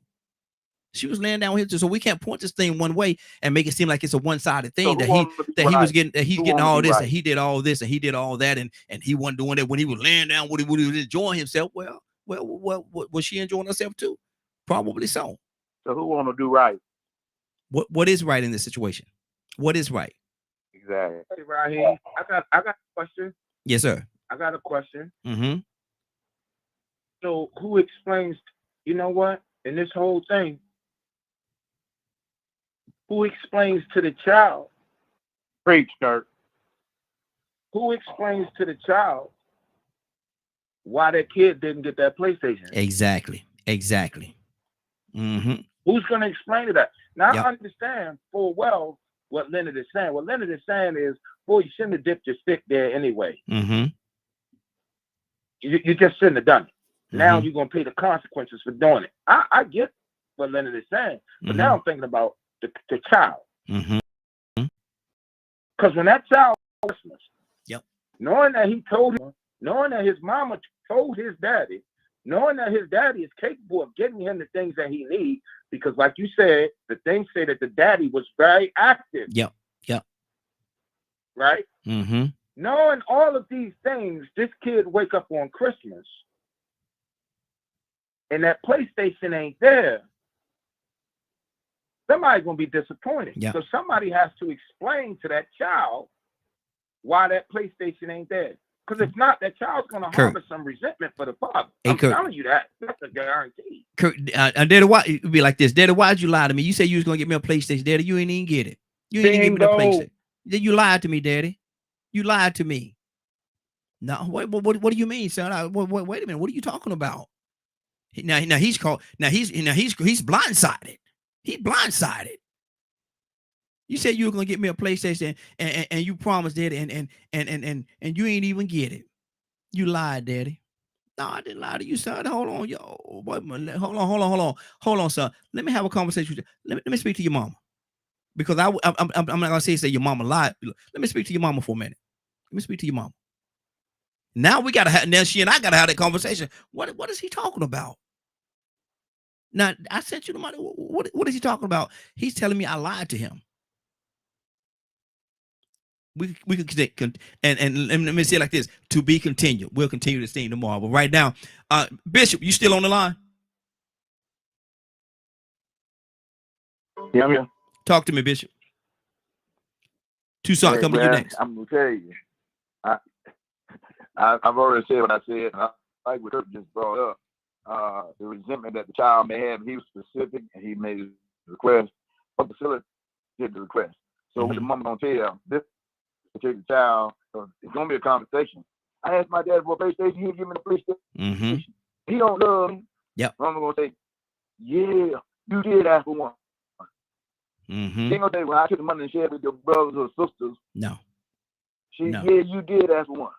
Then even if she goes along and say, well, I took the money to share between your siblings, then he gonna have some resentment or animosity towards them because of what she did. So the right thing to do was do what the child requested, and then do what you need to do, or ask this particular father, do you mind helping me get some toys and get something for the children too? But to take that money, because she is head of the house, and do what she wants to, does it make, because you're the head of the house, you can do whatever you want? No, I'm going to do that in my house. I'm here. I'm always considered to what I do for my wife or for my children. And at the end of the day, it is what it is. It is what it is. They have to accept the decision. They got any issues, then they bring it to me. But she did wrong. She did wrong, and that's just the only way it stands. And unfortunately, other children, if they have deadbeat dads in their life, then why are they all together deadbeat dads? What did the mom do other than sleep around with 4 different men? All these men not really want to have anything to do with her or have anything to do with their children. And in a lot of cases, this is a fact. Sometimes mothers can act the fool and cause the fathers to not want to be in their children's lives. Sometimes, not saying all the time. But I listen to Cassandra, and man, I love myself from Cassandra, what she was saying. She didn't force you to make, only thing she has, y'all being in children's lives. But she did everything she possibly could, whether the fathers were part of their children's lives or not. Now that right there is something that needs to be praised and applauded. And not one time did she try to teach her children against their father, but she did try to encourage the father to be a part of their lives. And the same thing the way Sandra did it, maybe that mother could have did the same thing. It all depends. But the lady was wrong, and that's where it stands. She was wrong. What she did. I'm going to go to Toussaint, but I got to do Raisin in the Sun. Y'all remember that movie Raisin in the Sun? Sidney Poitier, and when he said, "Not that money, not that money." No, don't do that with that money, man. You go out there and buy the doggone PlayStation like you're supposed to be buying, man. You gonna spend it, spirit to keep money out, that man money out between somebody else's keep. Man, stop that.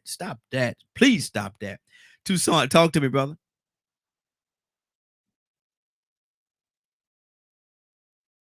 Toussaint, you got your priorities jacked up. Don't know who you're laying with. Evidently, I'm just saying, because I don't see the need for a PlayStation. I just don't. Unless he got if they all can afford it. If she got nails and hair, and like we like to do with child support money, and the rest of the kids are doing good, and they got what they need, a PlayStation might be good.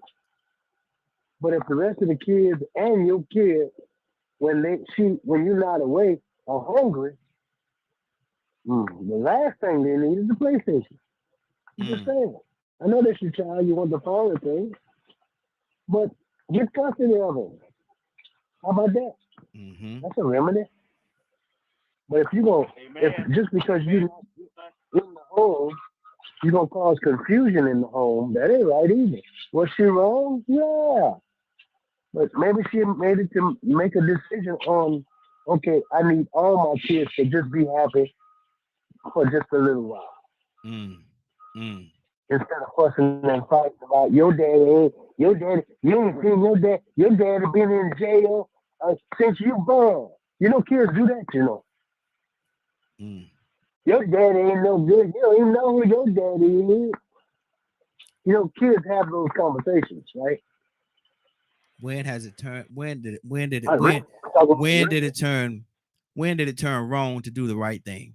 When did it turn wrong to do the right thing? That man wanted to do something good for his son. And when did it turn wrong? When did it come wrong to do the right thing? I don't. And let me do this right here. We gotta get out of here. But I want to say, and we're gonna continue this conversation tomorrow. We ain't finished with this one. But I want to say rest in peace and rest in peace to Willie Mays. He passed yesterday. A baseball legend, Willie Mays, passed yesterday. So rest in peace, brother. Rest in peace. Cassandra, And hold on, before real quickly. Who passed yesterday? They came across the thing. Just say Willie Mays. It said. Oh. Yeah, it said Willie Mays on June 18th, 2024. Oh. Baseball legend. Yeah. 93 years old. I know he is. Yeah, that's awesome. I mean, he lived a long, full life. Yeah. Mm-hmm. Yeah, say he passed yesterday. Yeah. June 18th, 2024. Say hey, kid. That's what they say. You call him say hey, kid. That's him. Willie Mays. Cassandra, what's going on at 3:00 today? Because somebody joined this broadcast late. They say, man, I don't understand what the world they talking about, man. You know, this is good. This is good. This is real good. This is real good. I would love to hear it in its entirety. Now, Cassandra, is it possible? It is possible. If you have missed this broadcast and would like to see it or hear it in its entirety, you can tune in at 3 p.m. Eastern Standard Time to dkmmediagroup.com. Good deal. And let me see who we got left here. We got K with an E. We're gonna get you to pray us out today, sis. Will you pray us out? Sure. Come on. Father God, we come to you with bowed heads and humble voice, Father God. We come to you with thanks, Father God. We thank you for another wonderful broadcast, Father God. We ask you to continue to look in on our leader, Father God, Raheem and his family, Father God. Looking on all those, the participants, Father God, the listeners, Father God. We ask you to continue to keep us and touch us and just help us to do what you have us to do, Father God. Looking on all the men and women, the sick and the shut in and homeless and mentally ill, Father God. We love you, we give you praise, and we give you honor. And we ask you to keep each and every last one of us as we leave this line and we look over our families. In your sweet son, Jesus' name. Amen, amen, and amen. Amen. It's been a great broadcast, but I'm gonna go ahead and say it, Cassandra. I'm gonna say it one more time. That one more wrong. That one more wrong. Cause you can't tell me. She was. Raheem, can I mention one thing? Absolutely. Okay, so today in Marietta, the Black Rodeo and Agriculture show is going on in Marietta from 12 to 5 p.m. Okay, now give us some insight on it. It's basically the Georgia Black Cowboys will be performing, the riding and all that stuff, the trick riding and all that up in Marietta today for Juneteenth. Oh, that's gonna be nice. Okay. I might try to make my way up that way. You say from 12? Me too. I am. I'm gonna try. Okay. Yeah, I'm gonna call you after we get off so I get more details on it. Okay. Do you have a location? Do you have an address? The exact address is some field in Marietta. I'm sorry, I was trying to pull it up while we're talking. Okay. I can give it to you real quick. Okay, good deal. Yeah, but I can't see taking that money like that, and you took the money on first. You took the money on a false pretense. Because you pretty much probably knew what you was gonna do when you got the money. You probably knew what you was gonna do. You probably had some kind of idea of what you was gonna do, and to tell that man you're gonna go out there and get that PlayStation, the PS4, PS5, whatever it is, and don't do it. And just take the money and just spread out between your other kids. Cassandra, that's a little dirty. That's not dirty. That's dirty. That's a bit much. A bit much. But the rodeo, it's called the Wild West in color. And it's the Juneteenth Rodeo and Agricultural Expo today from 12 to 5 p.m. at the Jim R. Miller Park in Marietta, Georgia. Jim R. Miller Park. Wow. Yeah. Okay. Good deal. Hey, Raheem, you know what? Yes. A lot of that happens in the home, literally. A lot of that happens. A lot of that happens, and then we want to know what's wrong with our young adults because they remember a lot of that. Exactly. I have a grandson. He's 23, and he just was flipping and going off. And everything he said was when he was a kid and everything he remembered. And he felt like, Mama, you let us go through this? When I tell y'all that reflects on that kid when parents don't do those things. We're having 18 grandkids. I done seen it all. I done been through it all. And we didn't have a scenery like that. And no, you need to talk to that daddy and no, sit them kids down. And this is what her daddy bought. Like my granddaughter's father is in jail. He takes care of his daughter out of jail. Wow. He sends her money. My daughter has 6 kids. And then one of those 6 kids get mad. When they try to get mad, see, Chloe's them daddies in their life, so she uses them and tell them, tell your daddy. Tell your daddy Allie's dead in jail and he do a better job than he do. Tell your daddy that. You speak your mind, and the other time speak it to him. And that's what she tells. Speak your mind. She do not take Allie's money and do nothing with it. It's for Allie. Yeah. That's Allie's money. Allie's money. The Allie daddy spent $600 on her some clothes. Chloe and them it made Chloe's and them daddy step up. Wow. That's That's good. what it did do. It made her step up. She has 6 kids. And the 2 oldest kids, daddy don't do nothing. The 3 oldest kids, they got 2 different, they don't do nothing. It don't even affect them. It makes them love Allie's daddy more because Allie's daddy do for all 6 of the kids at his time when he wants. Wow. So we talking about something that I got 18 grandchildren. Wow. So y'all hit it right on the phone. But I was busy with my son, so I couldn't say nothing. I had to get him out the way. But trust me, it happens and it reflects because my 23-year-old grandson read my daughter, like read her from everything he can remember. He read her, and she couldn't say nothing. She was hurt. All she could do was cry. Now, so she allowed them to go through. Now, Kay, you know it's time for us to go. You're gonna wait till we get to the end. It's time for us to go, and you want to get. Go ahead, we can go. I love y'all. Love you too, sis. Look, it's been a great And broadcast. happy Father's Day to all the fathers. I didn't get to text. Kay, because I don't have a way to text y'all. Kay, I'm great. But happy Father's Day. Kay, I'm going to mute you. Kay, I'm going to put the mute button on you. I'm going to put the mute button on you. I hate to do it to you, but I think if I had to, because you ain't gonna stop. You ain't gonna stop. But anyway, it's been a great broadcast. I want to thank everybody for joining us, and more than that, I want to thank you for allowing DK Media Group and Associates and the Morning Glow for being a part of your morning. It is now 10:40. Lord, how much we got? Y'all got a lot of extra time out of me today. It is now 10:40. You're about to exit the Morning Glow, but before you go, I want you to do me 2 favors, if you will. 1, I want you to continue to pray for us because we are certainly praying for each and every one of you. Number 2, why this is real simple, I want you to go out there, find somebody, and give them a hug because you never know. It could be the only hug that they get, or it could very well be their last. Love you, and ain't nothing you can do about it. Have a great day and a better tomorrow. Then we shine some of this light in from the Morning Glow. Take it out there into this wicked and cruel world that we live in and let your light so shine. If you get an opportunity, give somebody some love. You just might find some love in return. Won't that be a beautiful thing? Have a great day. Take care of each other.